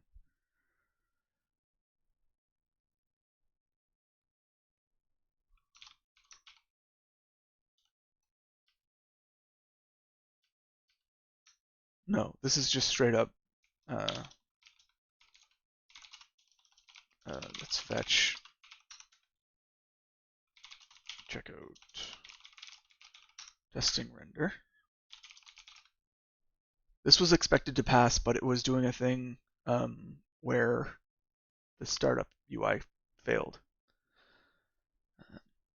Caffeine, I made some advancements on the UI stuff. Oh, nice.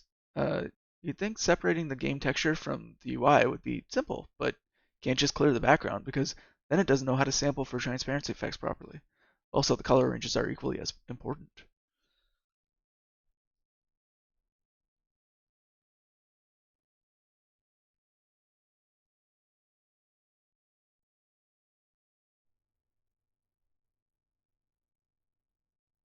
Separating the game texture from the UI would be simple.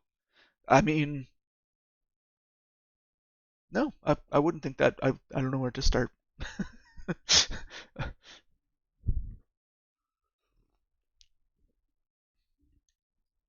Maybe that means I'm simple.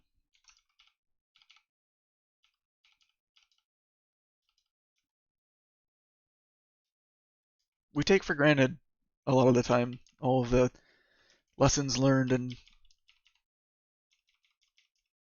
neural network training that we've gone through. Um, yeah.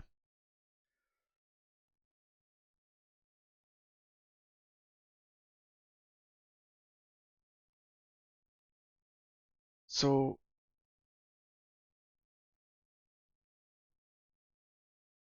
uh, just for fun,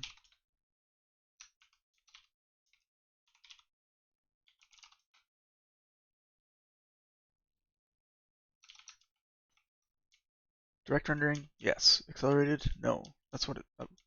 That's good. Um,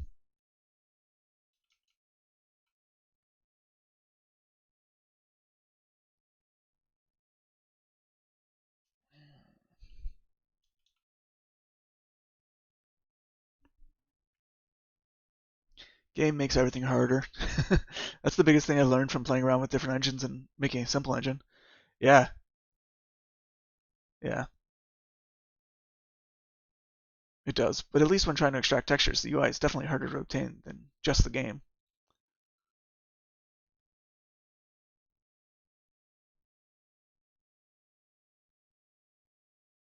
Mainly because UI is composited as a final step the majority of the time, and with the game, it's easier to catch in the pipeline. Yeah, UI is always hard. Truth. I blame the users. Computer science would be so much easier if we didn't have these pesky users and all this stinking hardware. Ugh. Okay. And I can make fun of users because I am one. I fight for the users. I try to. Uh, Tron quote spotted. Oh yeah, yeah. I fight for the users. I watched that fairly recently. Such a good watch. Yeah. All right. So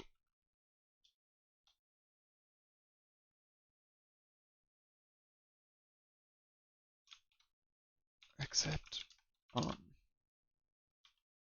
Nexus.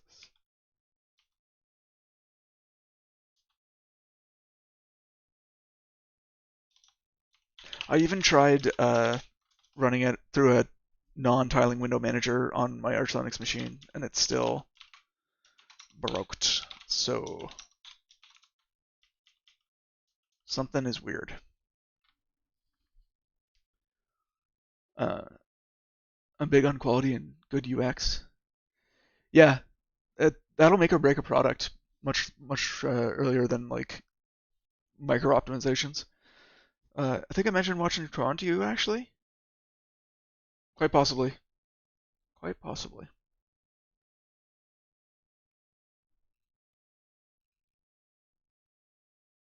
It's not coming up in my memory, but I wouldn't be surprised.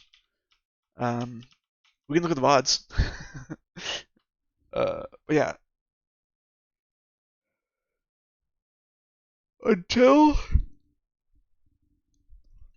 CI complains about this and um, my local machine complains about it, it's just an entry in the to-do file. I want to actually make progress on shipping this thing. And I think it's fair to uh, not totally exhaust these uh, issues. Totally exhaust these? I think we can make good progress without uh, knowing all of the details to do with these issues. Um, what GPU does the Archbox have? It's an integrated Intel chip. Is it related to the same Mesa issue? Um, it shouldn't be, because when I run the tests under XVFB on real Linux, we get the expected behavior of it uses a software renderer, right? Yeah. And so I would expect it to work the way it works in CI, and the renderings work. Like, we actually get no reject files.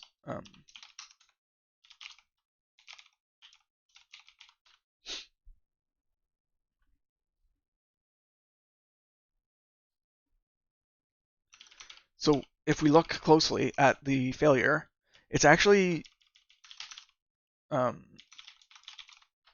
this stuff. Our usage of xdo tool is failing us, it seems.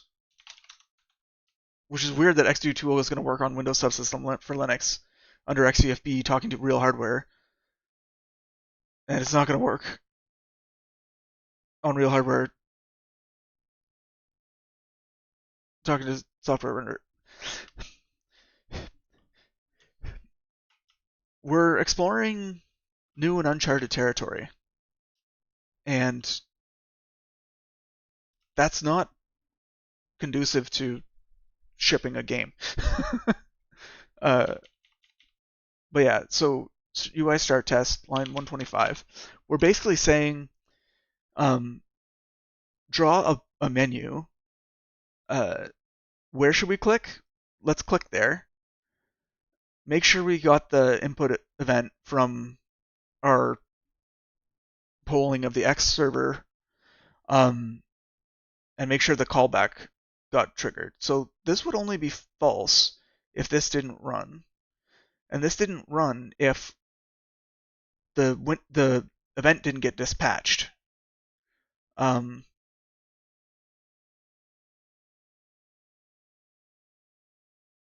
So we missed the button when we click on real things, but we hit the button when we run it in CI, when we run it in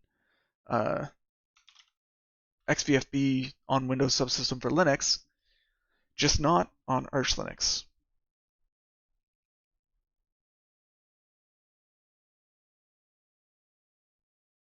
There's too many variables around the setups and things. So we're going to simplify our life, and we're just going to say Arch Linux doesn't exist right now. We'll write a little note about this hypothetical environment that totally doesn't matter right now. Wow, disappointed in you. You don't remember every single thing I've ever told you so far? Gosh, imagine you remember. Couldn't be me.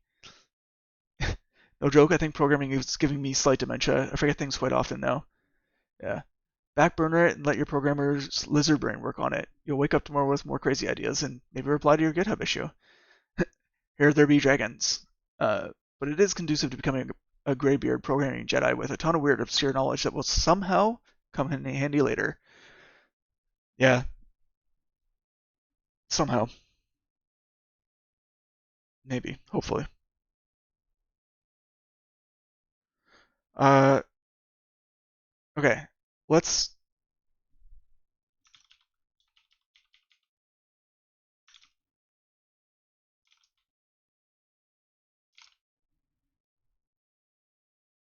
fix the issue of CI and my Windows Subsystem for Linux box can't agree on test output. So git add make file commit-m fix make WSDL work. There. Now all of Windows Subsystem for Linux works, and we'll never need to deal with it again. All right, git add to do commit-m docs. Things are broken on real Linux. Good thing no one uses that. All right, refactor. Okay. Push, origin, head, you are main. Get branch, dash f main. Main, you are here. Check out main, branch, testing render. Destroy testing render remotely. Branch. We have the hash written down in to do txt, and our comparison branch and whip branches and stuff can live happily where they are. Okay.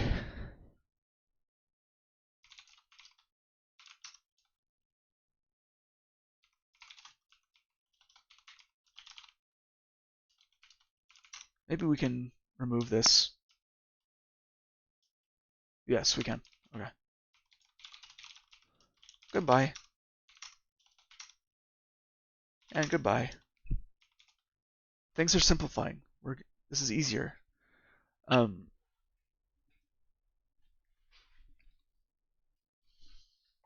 look at this. Tests are green. Yay. Right.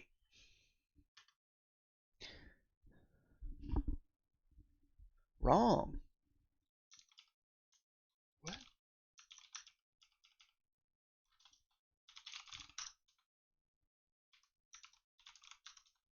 Don't even.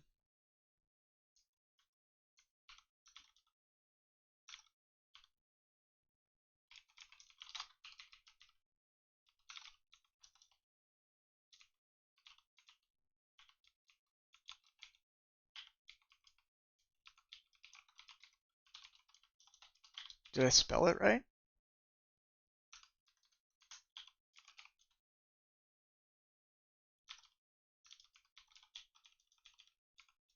Do I have to export it?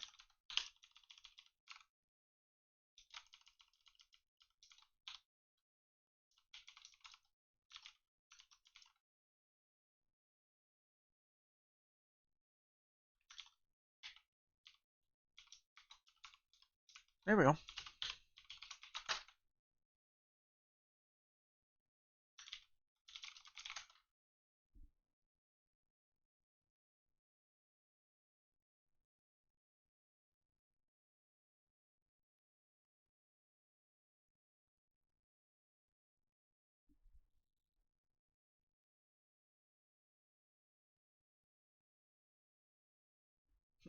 Would you believe me if I spent all night trying to restore a vignette effect in a particular scene for a game I'm hooking? Yes. Yes. I agree with Mongoose. Um, I hope you didn't have to spend all night, but I believe it. Okay. Why is life hard?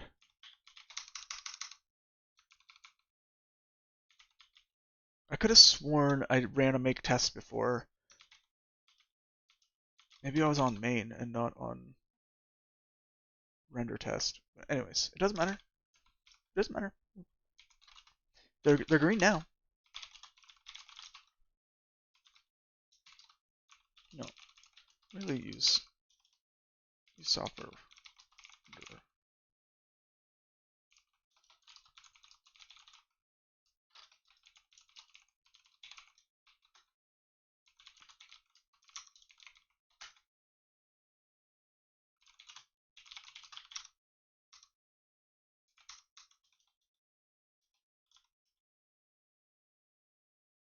What's the way to show the upstream?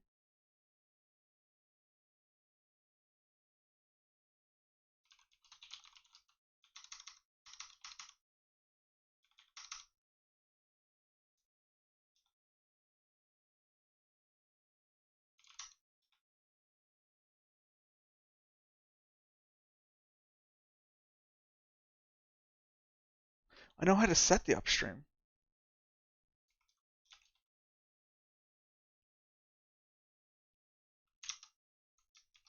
Get What remote branch is my branch tracking? VV. Okay. I just want to make sure that renaming main with the get branch dash f main still tracks the same origin. Okay. Or the same remote branch. Okay. You did spend all night. The code is so prototype right now, it's insane. Need to refactor very shortly before it gets out of hand. All is right, all is green, all hail the green test. Git show remote? I can't remember now. Yeah. No, git show remote, um, get remote dash v is like, who are my remotes? Um,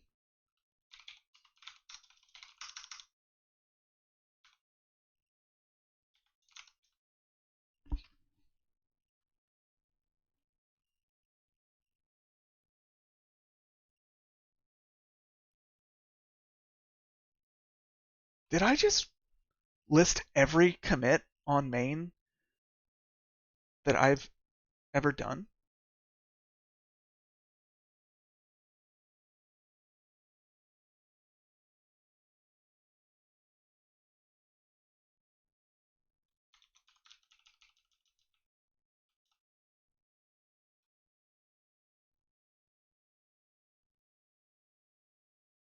Anyways, I'm not. Stop nerd sniping me. Stop it. What? Oh my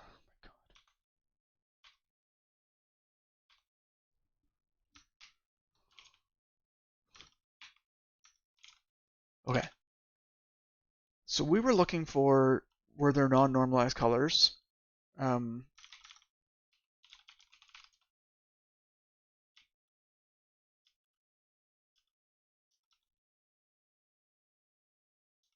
that's this.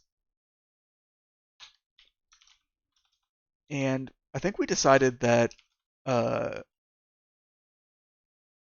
we're not hitting that. Oh yeah.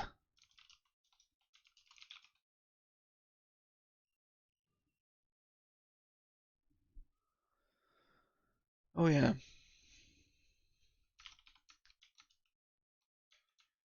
We can't round trip colors through ping encoding,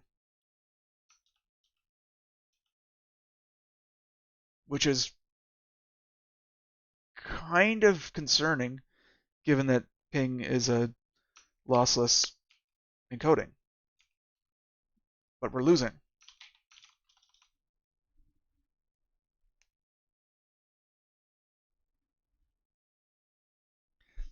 This is Git. It tracks collaborative work on projects through a beautiful distributed graph theory tree model. Cool. How do we use it? No idea. Just memorize these shell commands and type them to sync up. If you get errors, save your work elsewhere, delete the project, and download a fresh copy.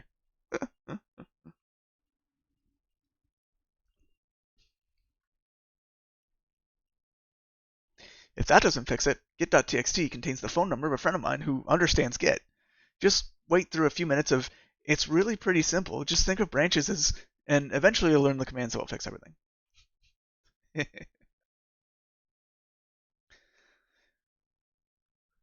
Yeah. I'm the guy that they would call. The alt text is a banger on this one. Yeah.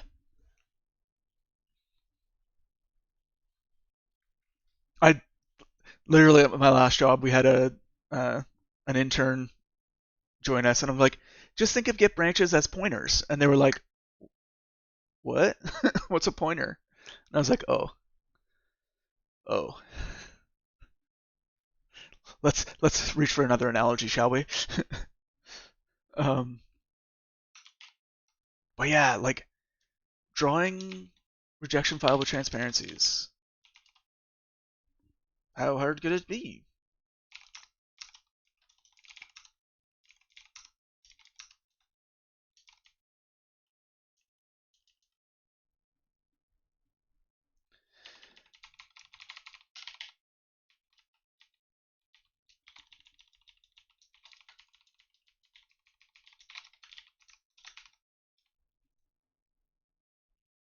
I'm also the one they would call, and then I'd say, I have literally never seen that error before.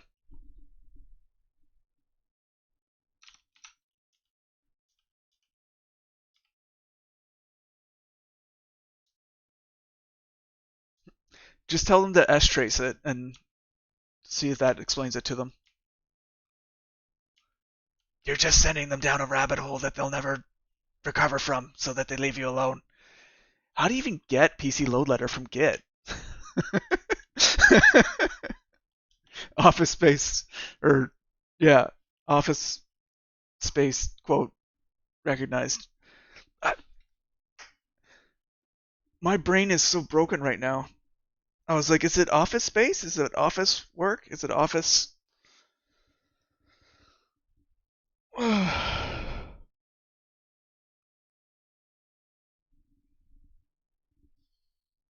Okay, let us focus on this test. Make tooling improvement. Easier way to run test by name. Make test named test.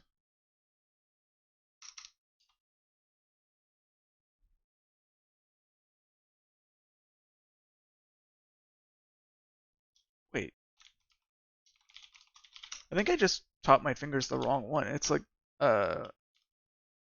test run.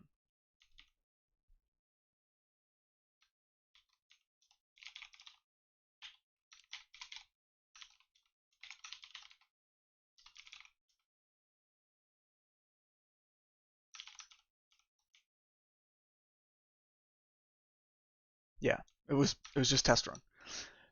I keep running test run or setting up test run args instead of just test run. But yeah,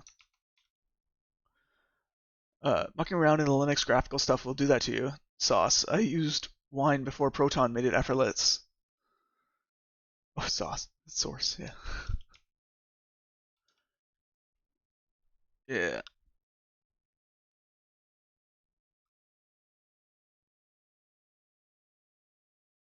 I need food. I need to eat.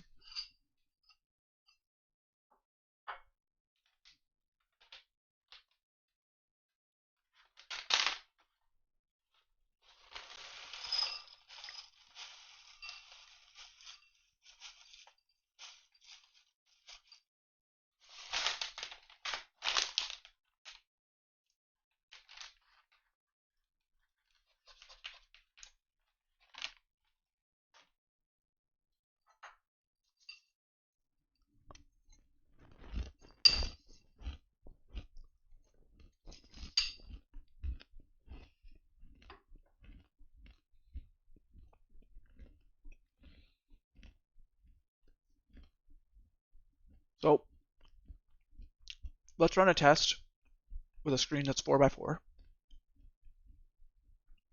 We're going to set the GL clear color to kind of a bit of a transparent gray. This also calls GL clear color, so all the pixels should just be a transparent gray.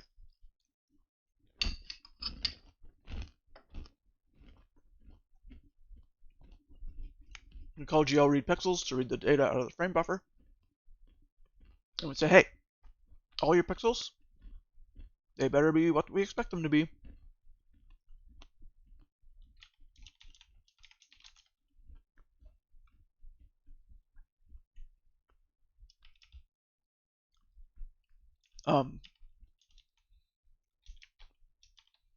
Then we take the image RGBA that we built from reading the frame buffer, and we say, hey, that would be nice as a PNG file. Except don't write it to a disk, write it to an in-memory buffer.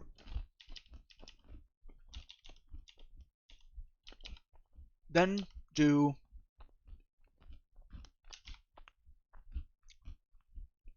a similar read pixels, except write it to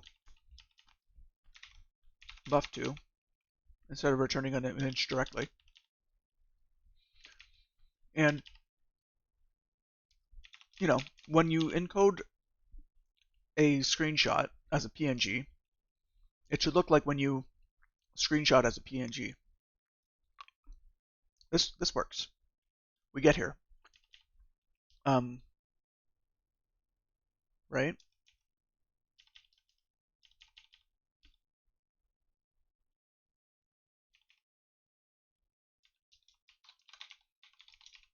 Let's help ourselves.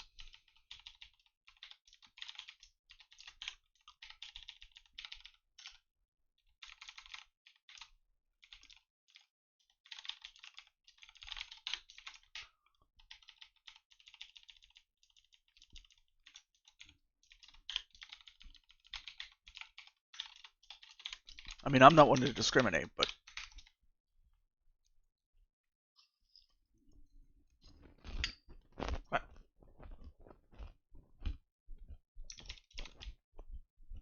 so this is fine. This is fine. We decode what was in the buffer. Oh, here's the thing.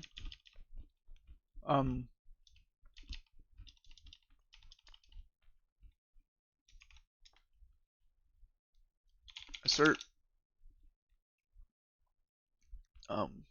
each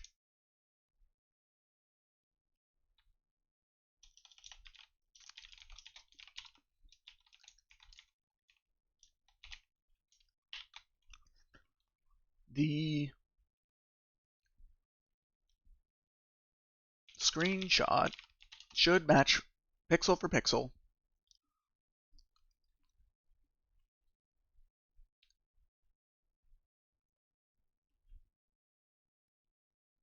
like we're not even getting to the part of the test that this is actually named for. We're finding we can't find the right context to run it in.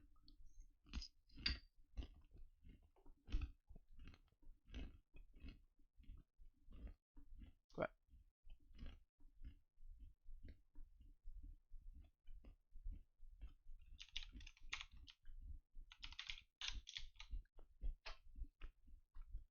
This one should look the same as this. No?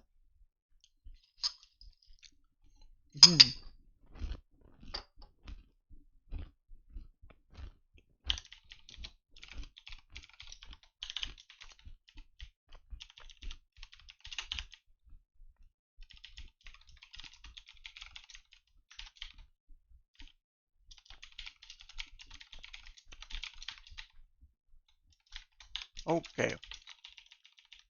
You get a testing T. Now, RHG.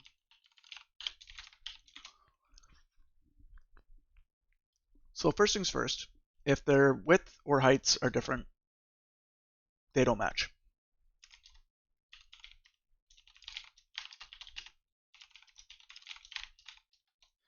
T dot log fatal F. Image size mismatch. And we're even going to give it assert images match by pixel, image size mismatch, mod v versus mod v. Now, I think this is overly specific. Because you could have like a rectangle at 0, 0 to 4, 4, or you could have a rectangle at 72, 72 to 76, 76. But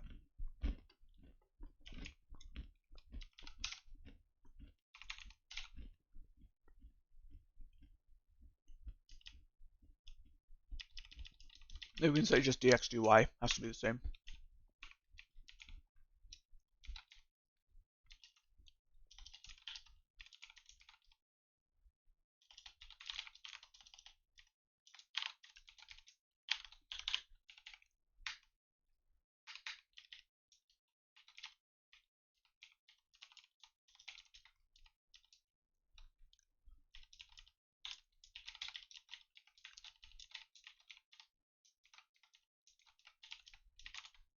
Right? So if LHS dx not equal to RHS dx, or LHS dy not equal to RHS dy. They're just not the same, man. Okay. Otherwise, we know that dx is dx and dy is dy.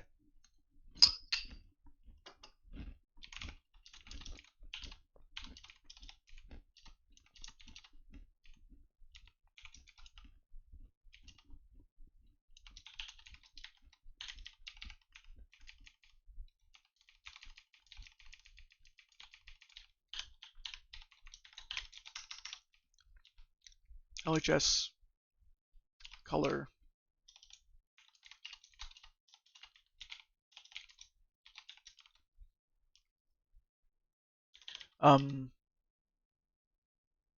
crap.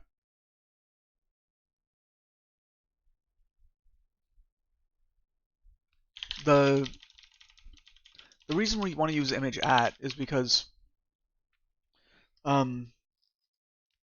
the images aren't necessarily centered or starting at 0, 0.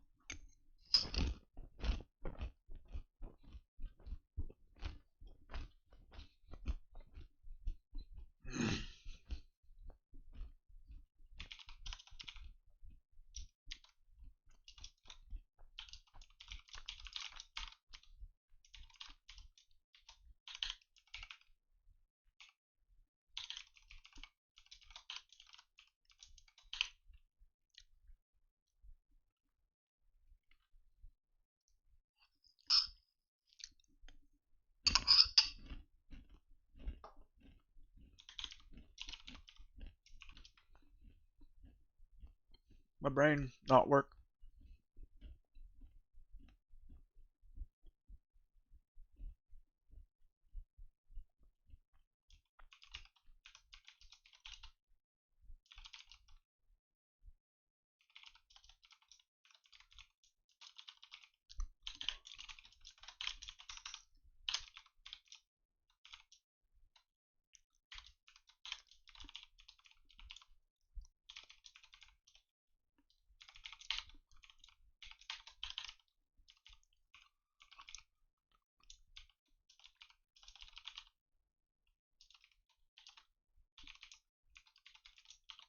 Oh, we're using channels.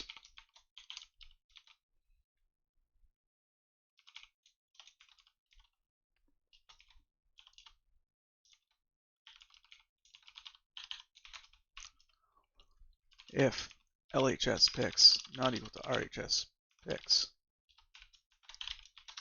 t.log. Basically this, except it's not fatal. We're going to keep checking. So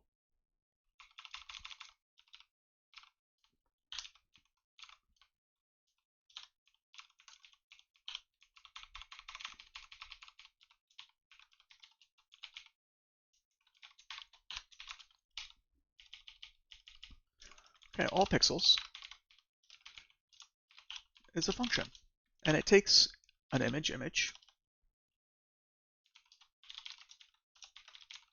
and it returns a channel of color.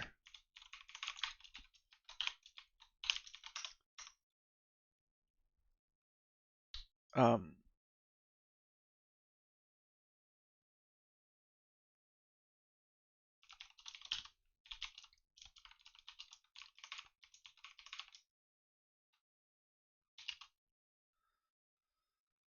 um,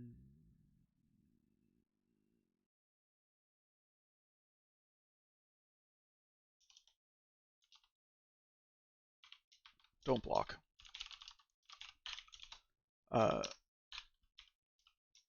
Okay, and then we're gonna go a thing that's like for y is image dot min bounds dot min y less than image dot bounds dot max y plus plus for this, but for x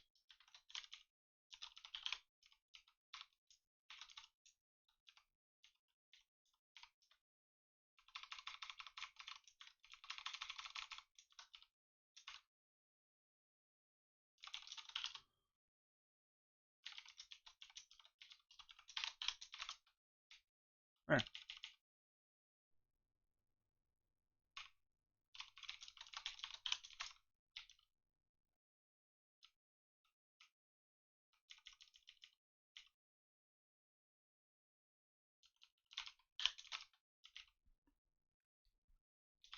I want to know.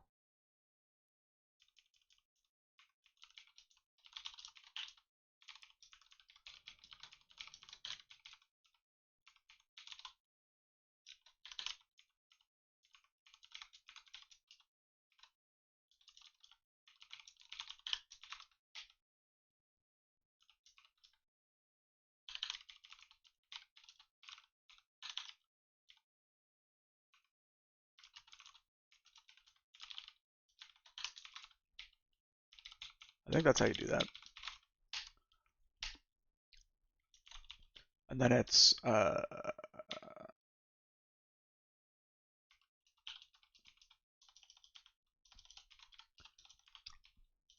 my god. For I is 0, true, I plus plus.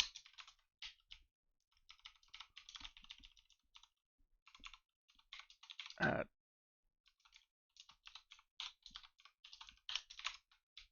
something like that.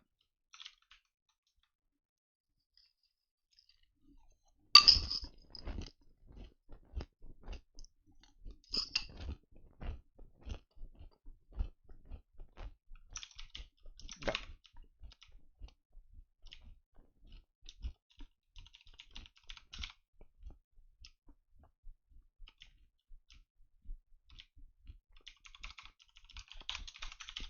Let's make sure we're doing this.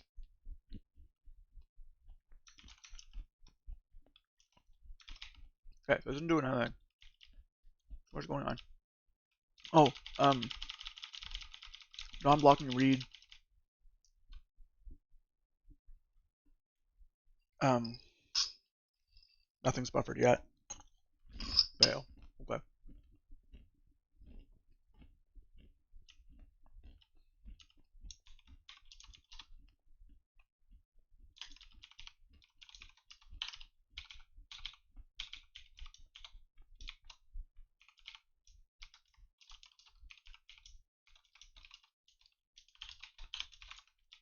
There.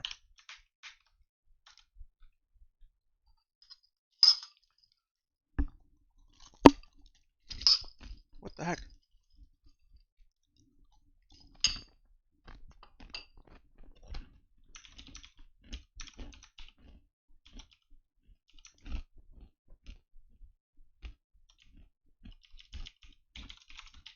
Hmm?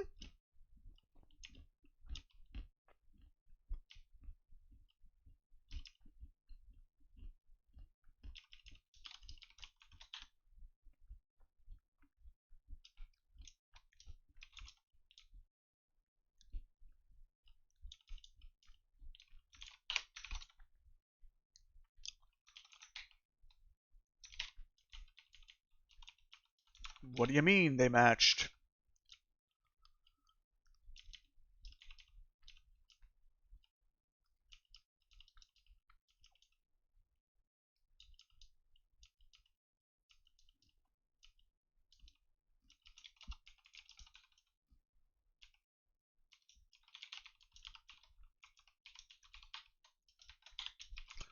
This is running, right?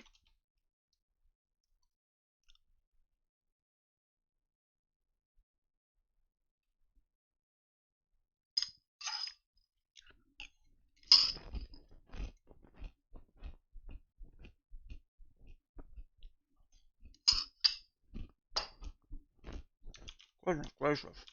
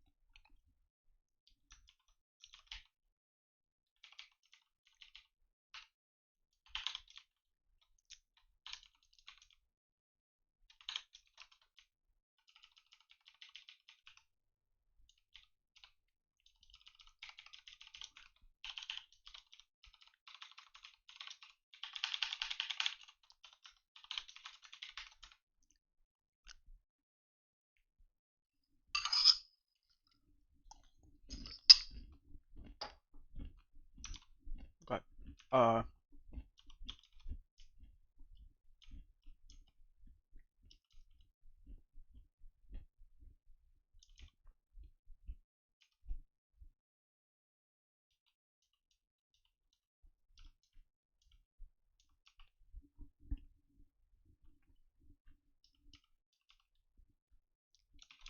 they should be the same, so it shouldn't matter.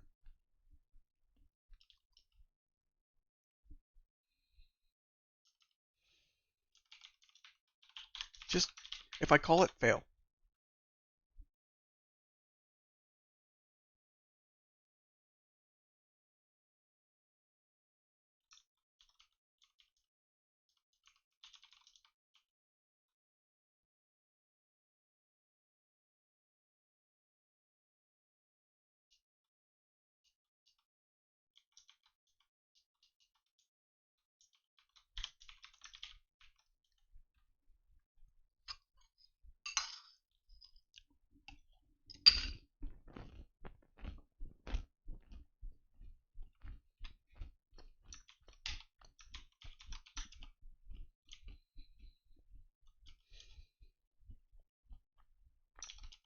Okay, we know how to panic.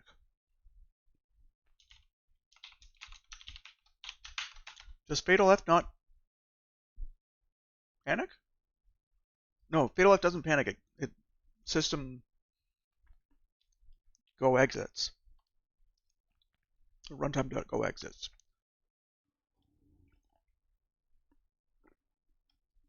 But it shouldn't hit the infinite loop.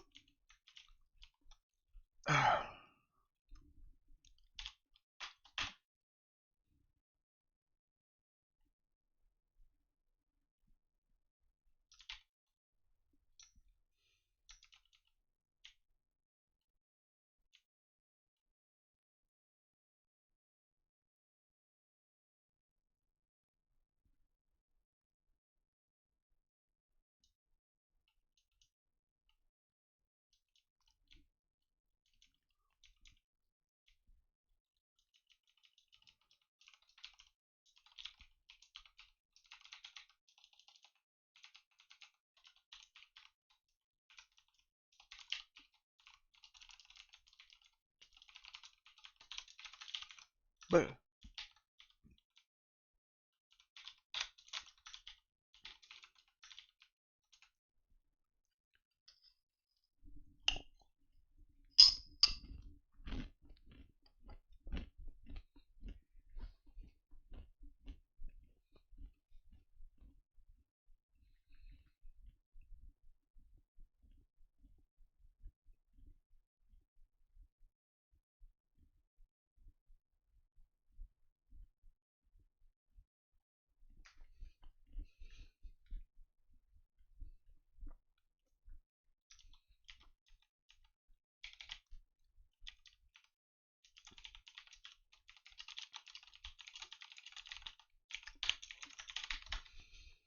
sanity is draining.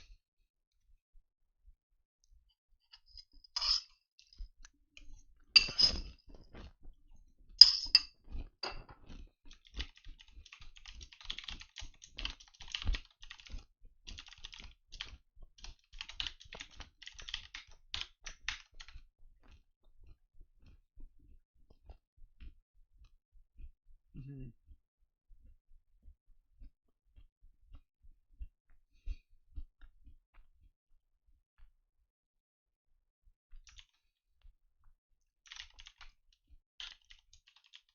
Oh yeah.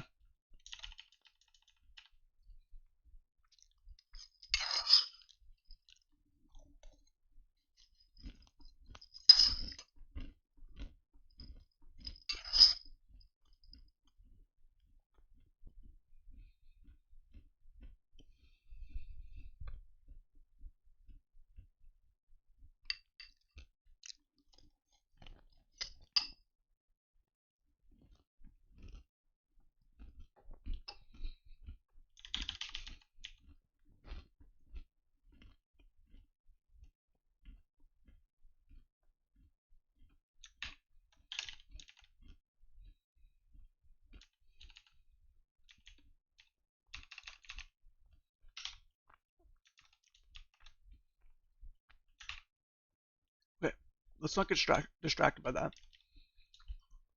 We just need to panic instead of fatal F.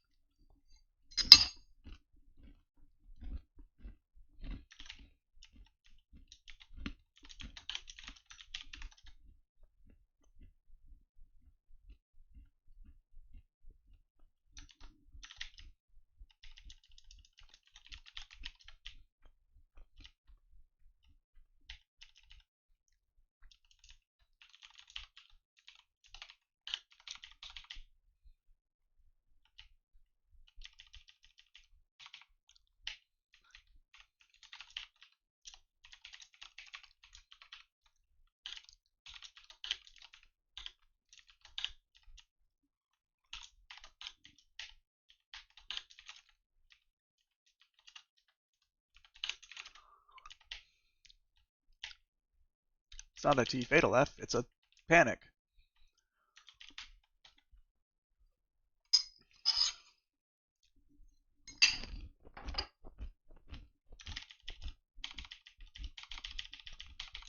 God, indeed.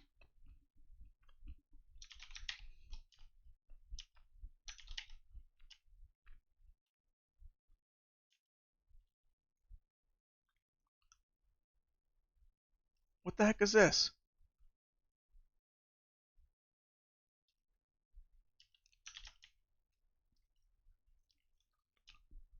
Where's my logs?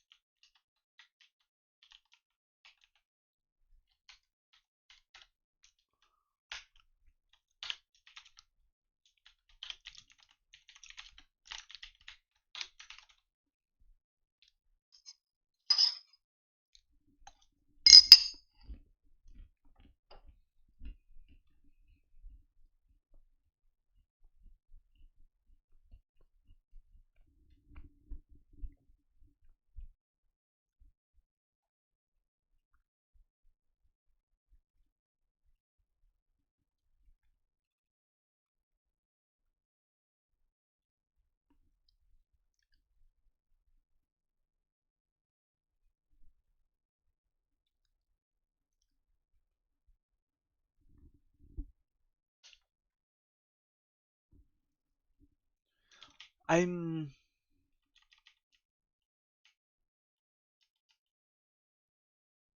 not happy.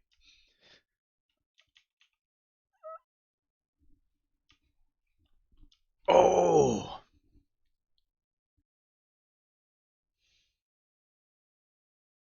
Of course they're not equal. They're different types.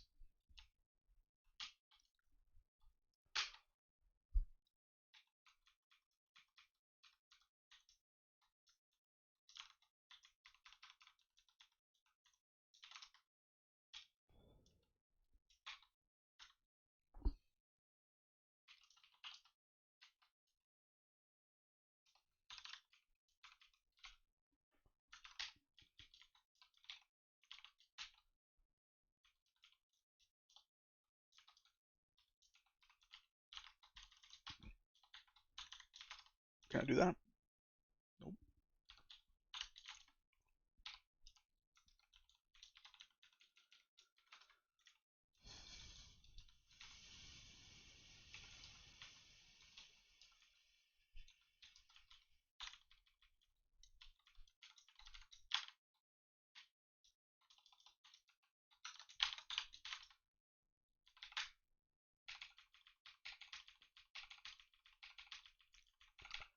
I hate comparing things through this interface.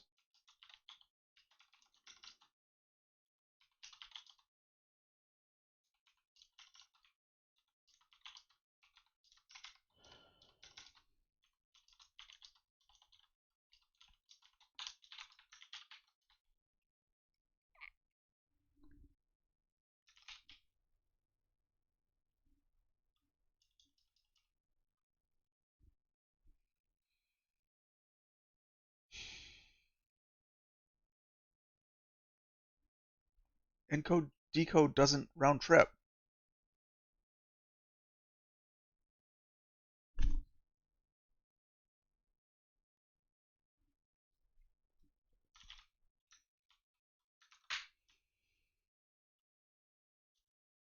Am I insane?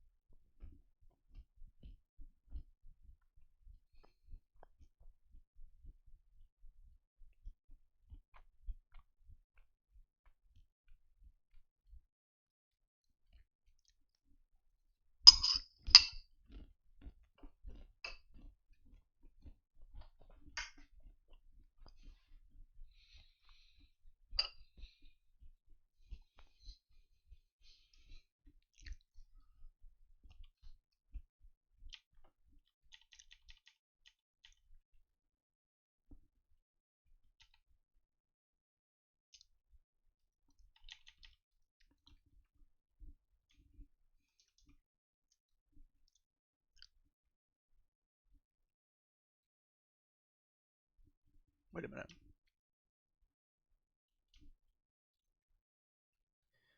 It's like gray versus darker gray.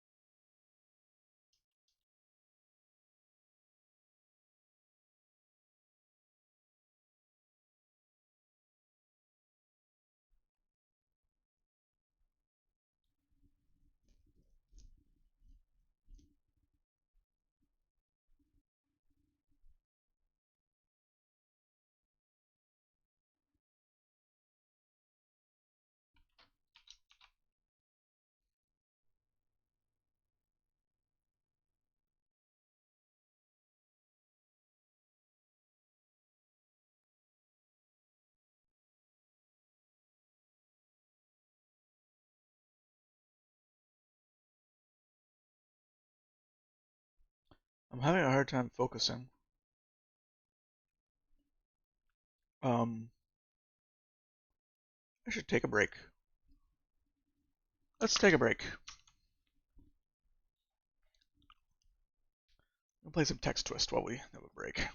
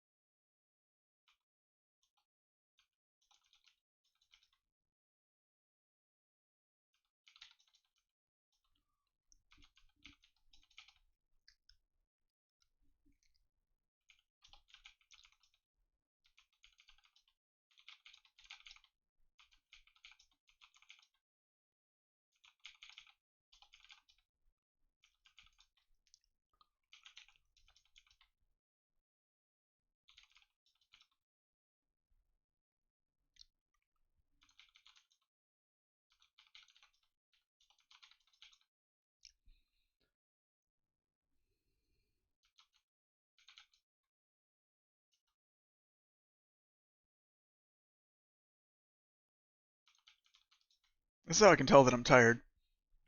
Let the brain cools down. Brain cells cool down, yeah. Also, help is totally allowed. I've been toying with the idea of playing some Zachtronics games when I feel a little cooked. Sort of live coding adjacent. Hmm.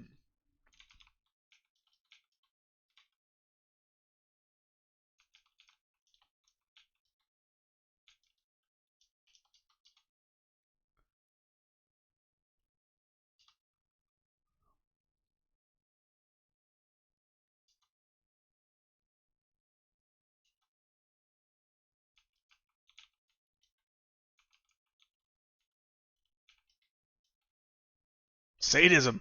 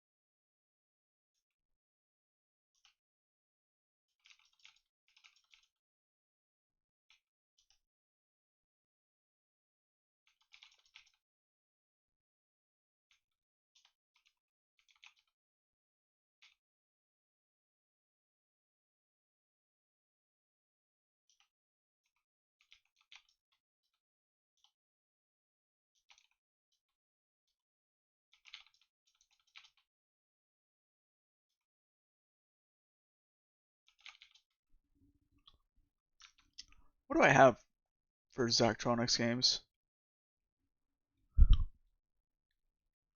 I think I have TAS 100. Might have the chemistry one too. Which one's that?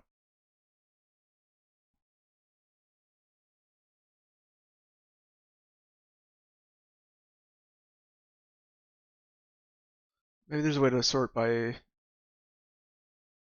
publisher or something. Um,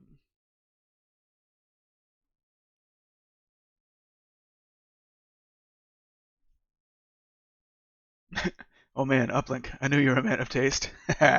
Yeah, classic.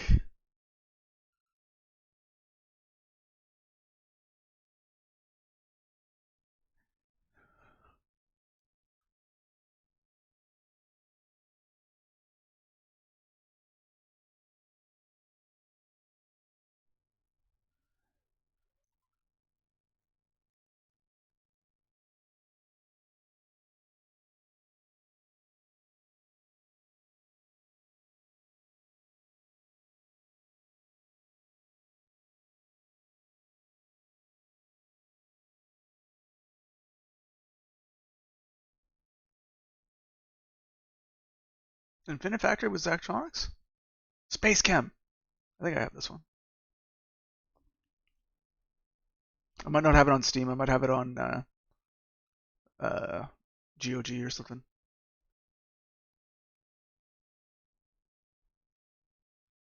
He's been busy.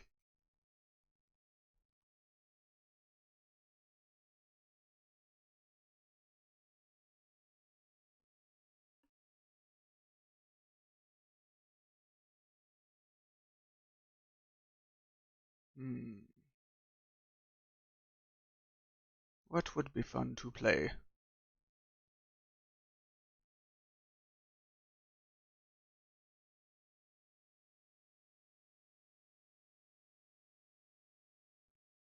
I don't want to like load a game though. Only played Shenzhen IO and Exapunks. Hmm. Space Chem's not bad.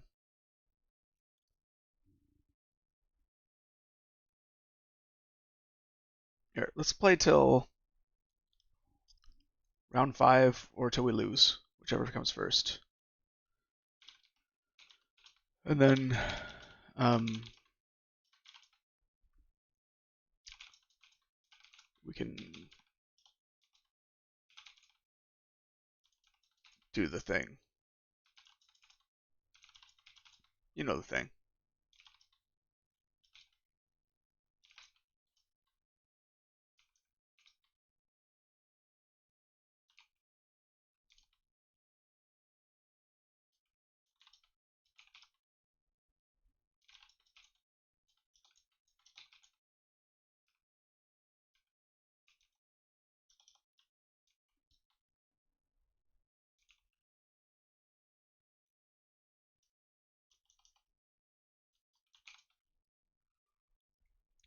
We'll also say that losing is from not getting all the words.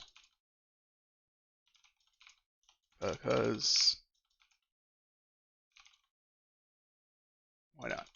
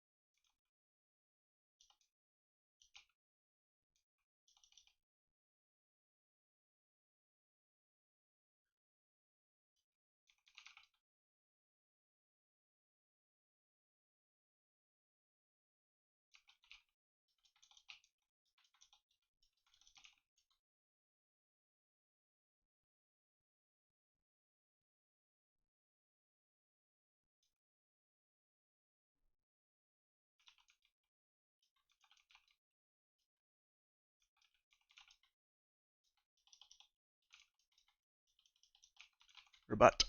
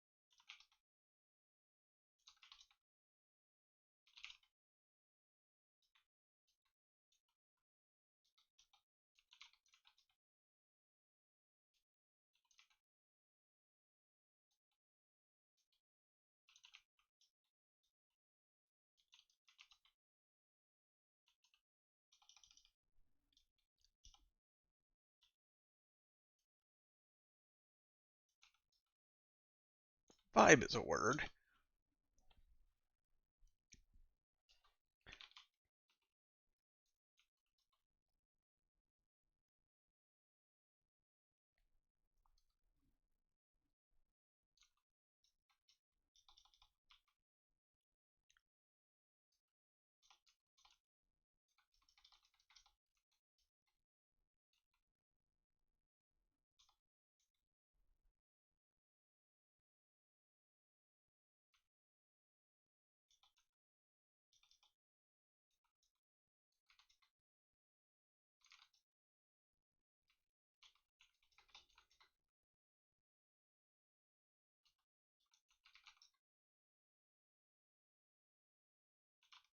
I guess we're gonna lose.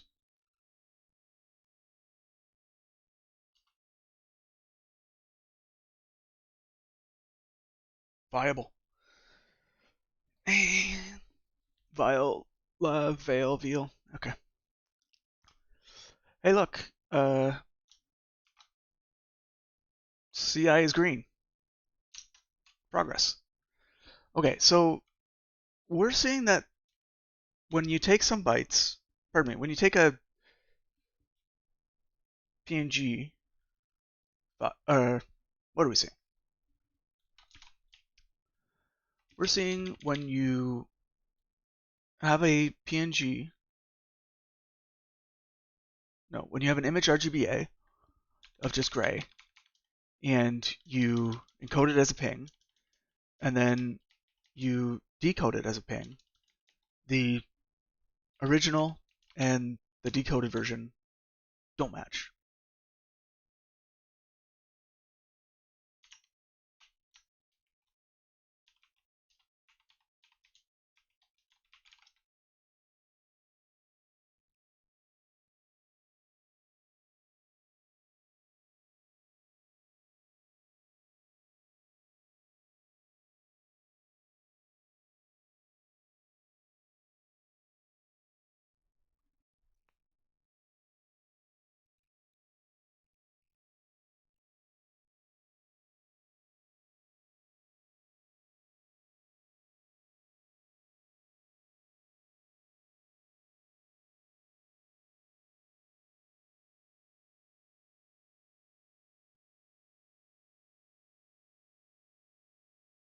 Pardon me?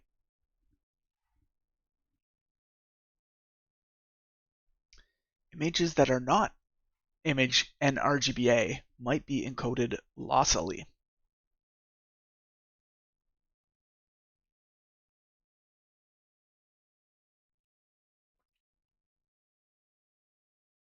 Non-alpha premultiplied 32-bit color.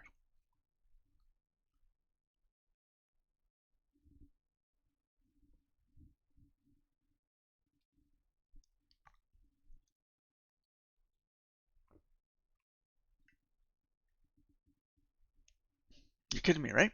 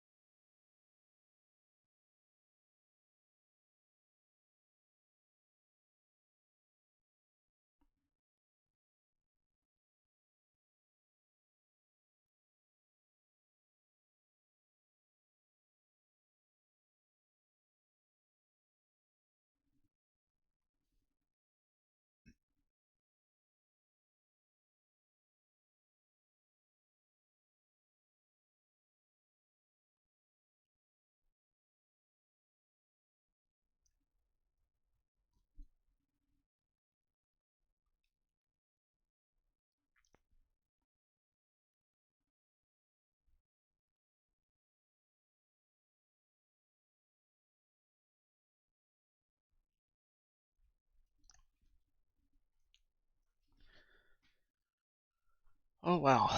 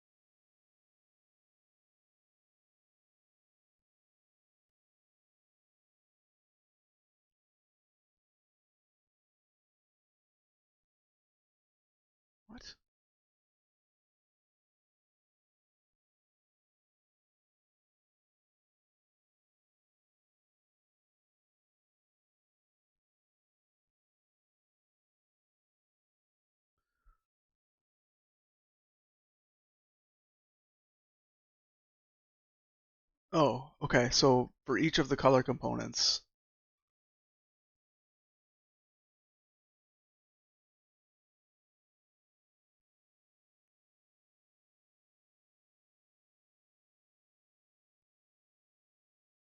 oh my gosh.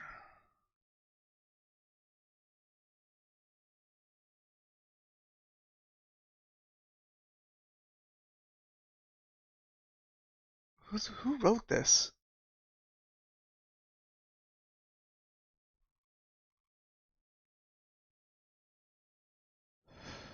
Loss potential, you say? Yeah.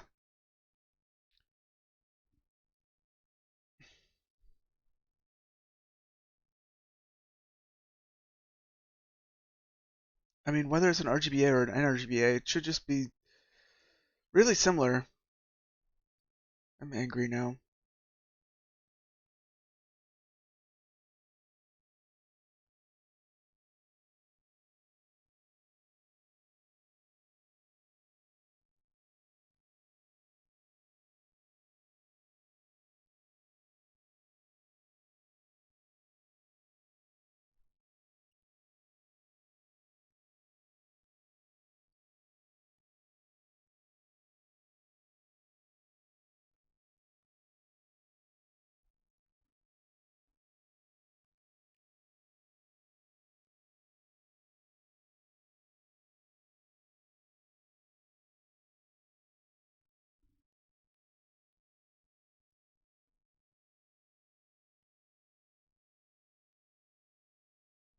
So I think opaque will return false. So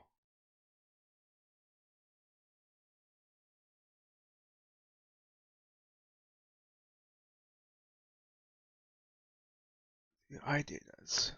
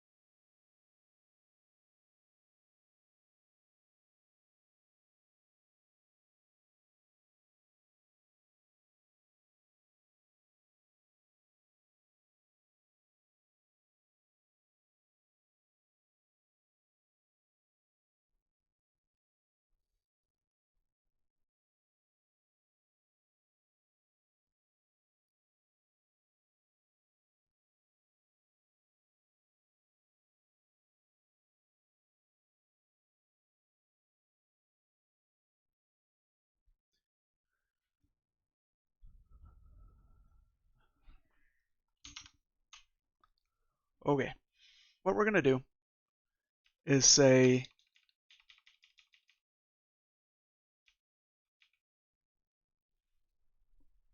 png.encode is not what we thought it was.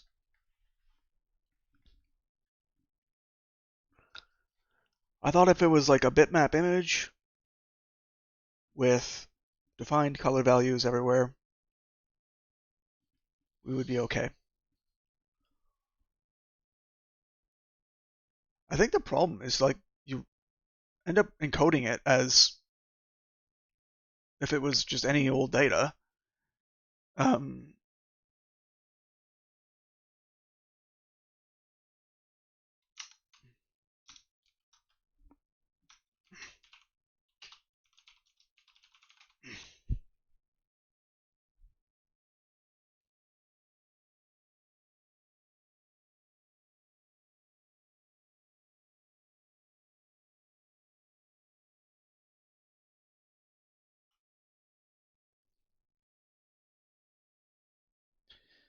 okay, is an image RGBA castable to an image.paletted image?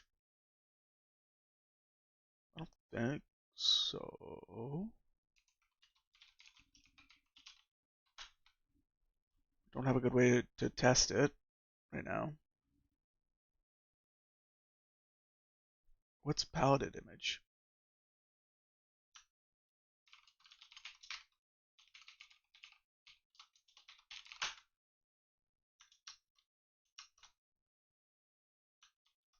Hard to spell is what it is.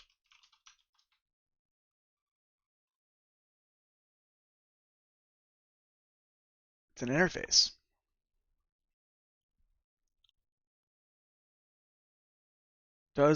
So an RGBA can be cast to that if it implements color index at. I know it implements image, but does it implement color image at? Or color index at?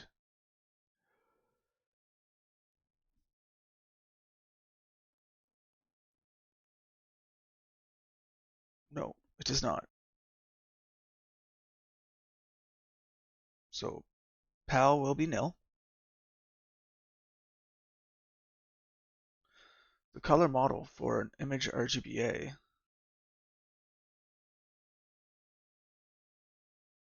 is going to be color.rgba model.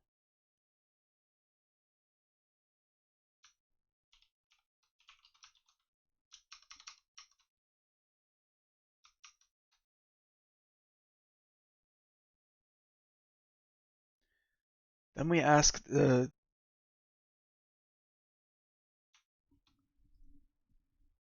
if it's an opaquer, and it is.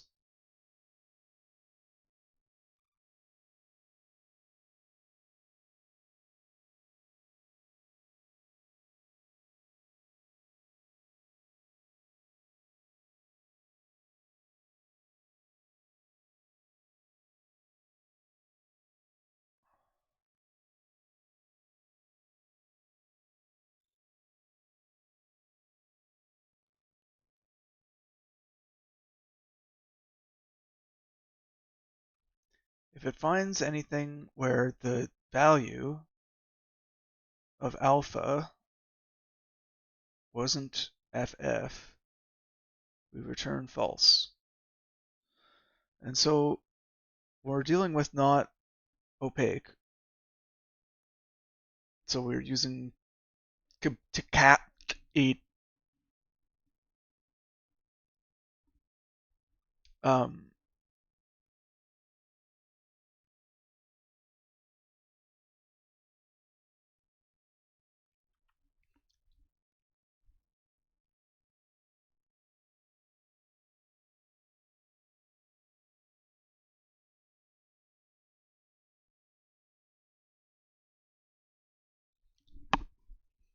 buffrater, the image, the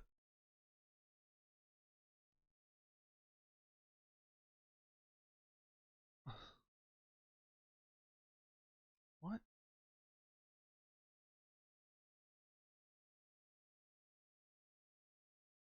The color the CB encoding, like the color bits, probably something like that. Okay, so we call write image. Okay.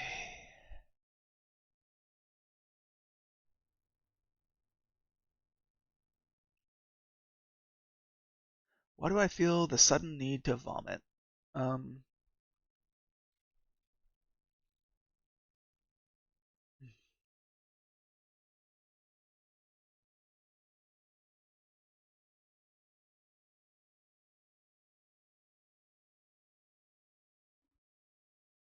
so the CB was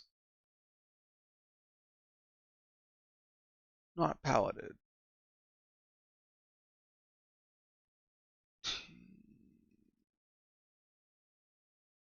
It,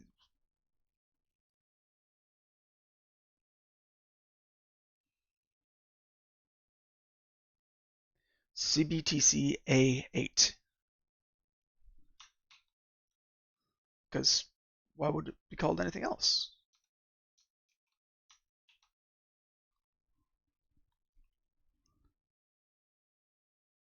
So the bits per pixel are 32.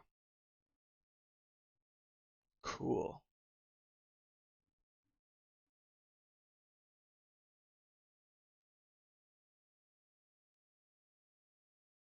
Why am I reading this?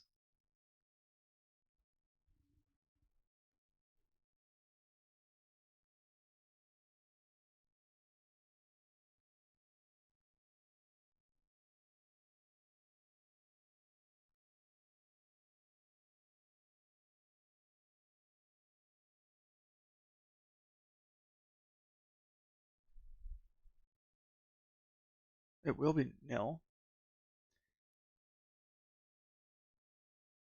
This will be not nil.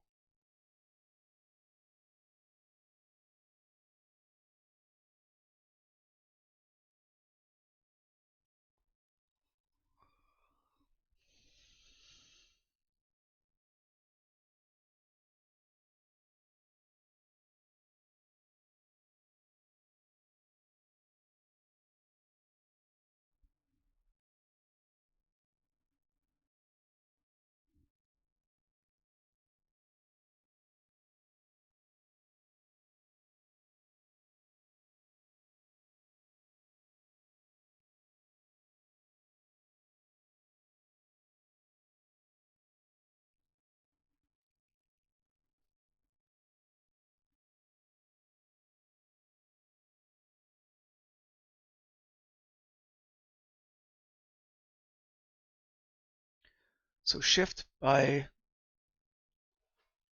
8 places and then or in the thing again, except do it with multiplication.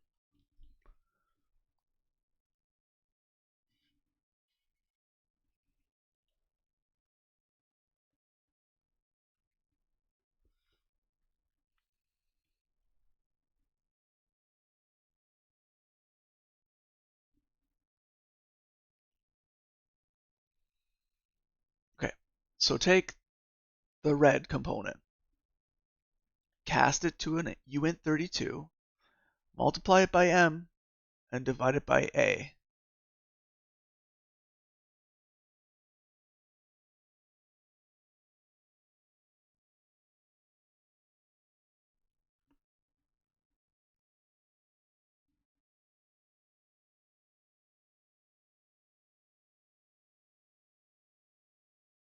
A is just the bit shifted thing of alpha.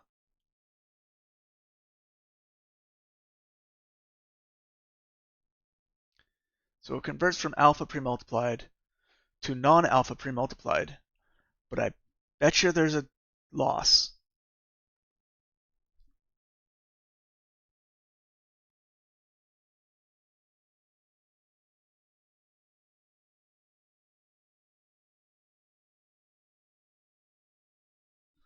But then we just shift it down again.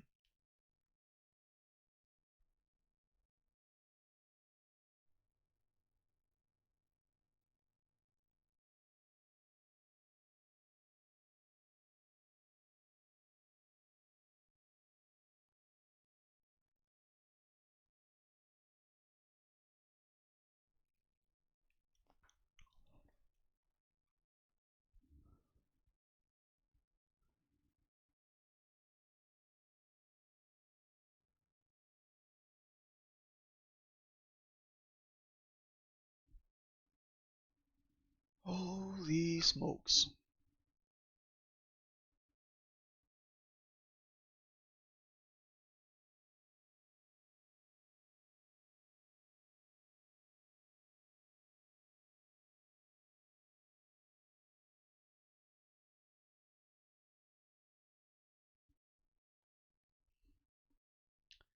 So take the alpha value, shift it to be a 16-bit int instead of just a 8-bit int, and then add the old byte there as well. Sure. But then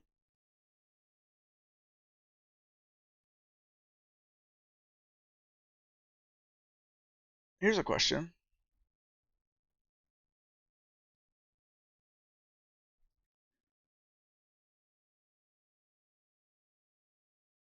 We know alpha's not full or none.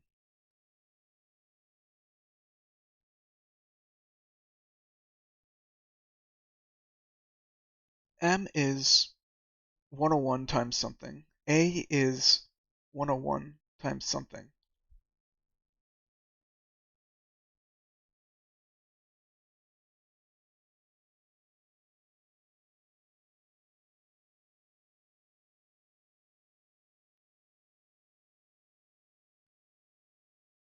Why?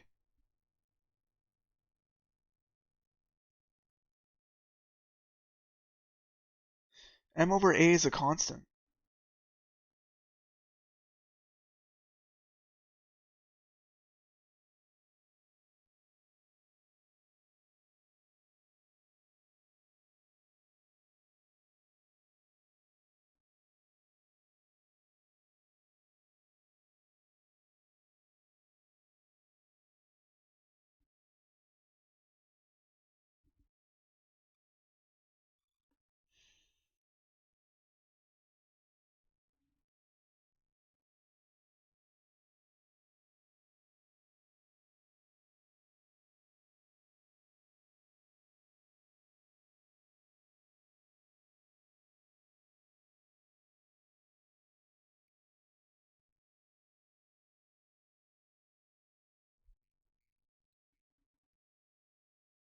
Okay, I think I'm just about done with this in terms of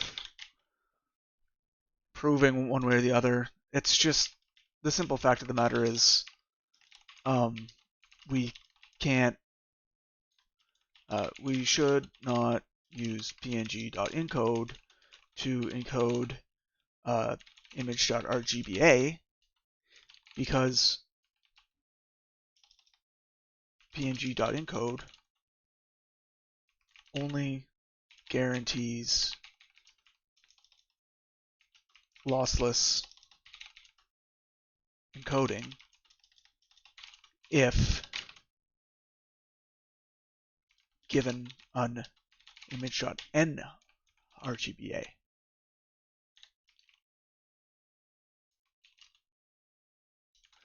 This is sucky.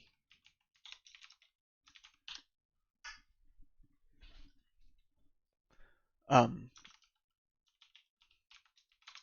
going to leave a compile error here so that I can find this quickly next time. But yeah, this is really frustrating because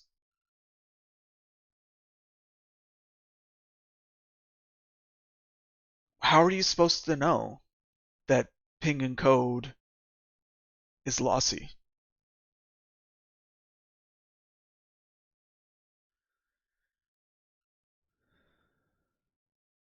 You're supposed to just know that PNG does not alpha non premultiplied alpha, and because I'm using premultiplied alpha, clearly there's a case where it must be different.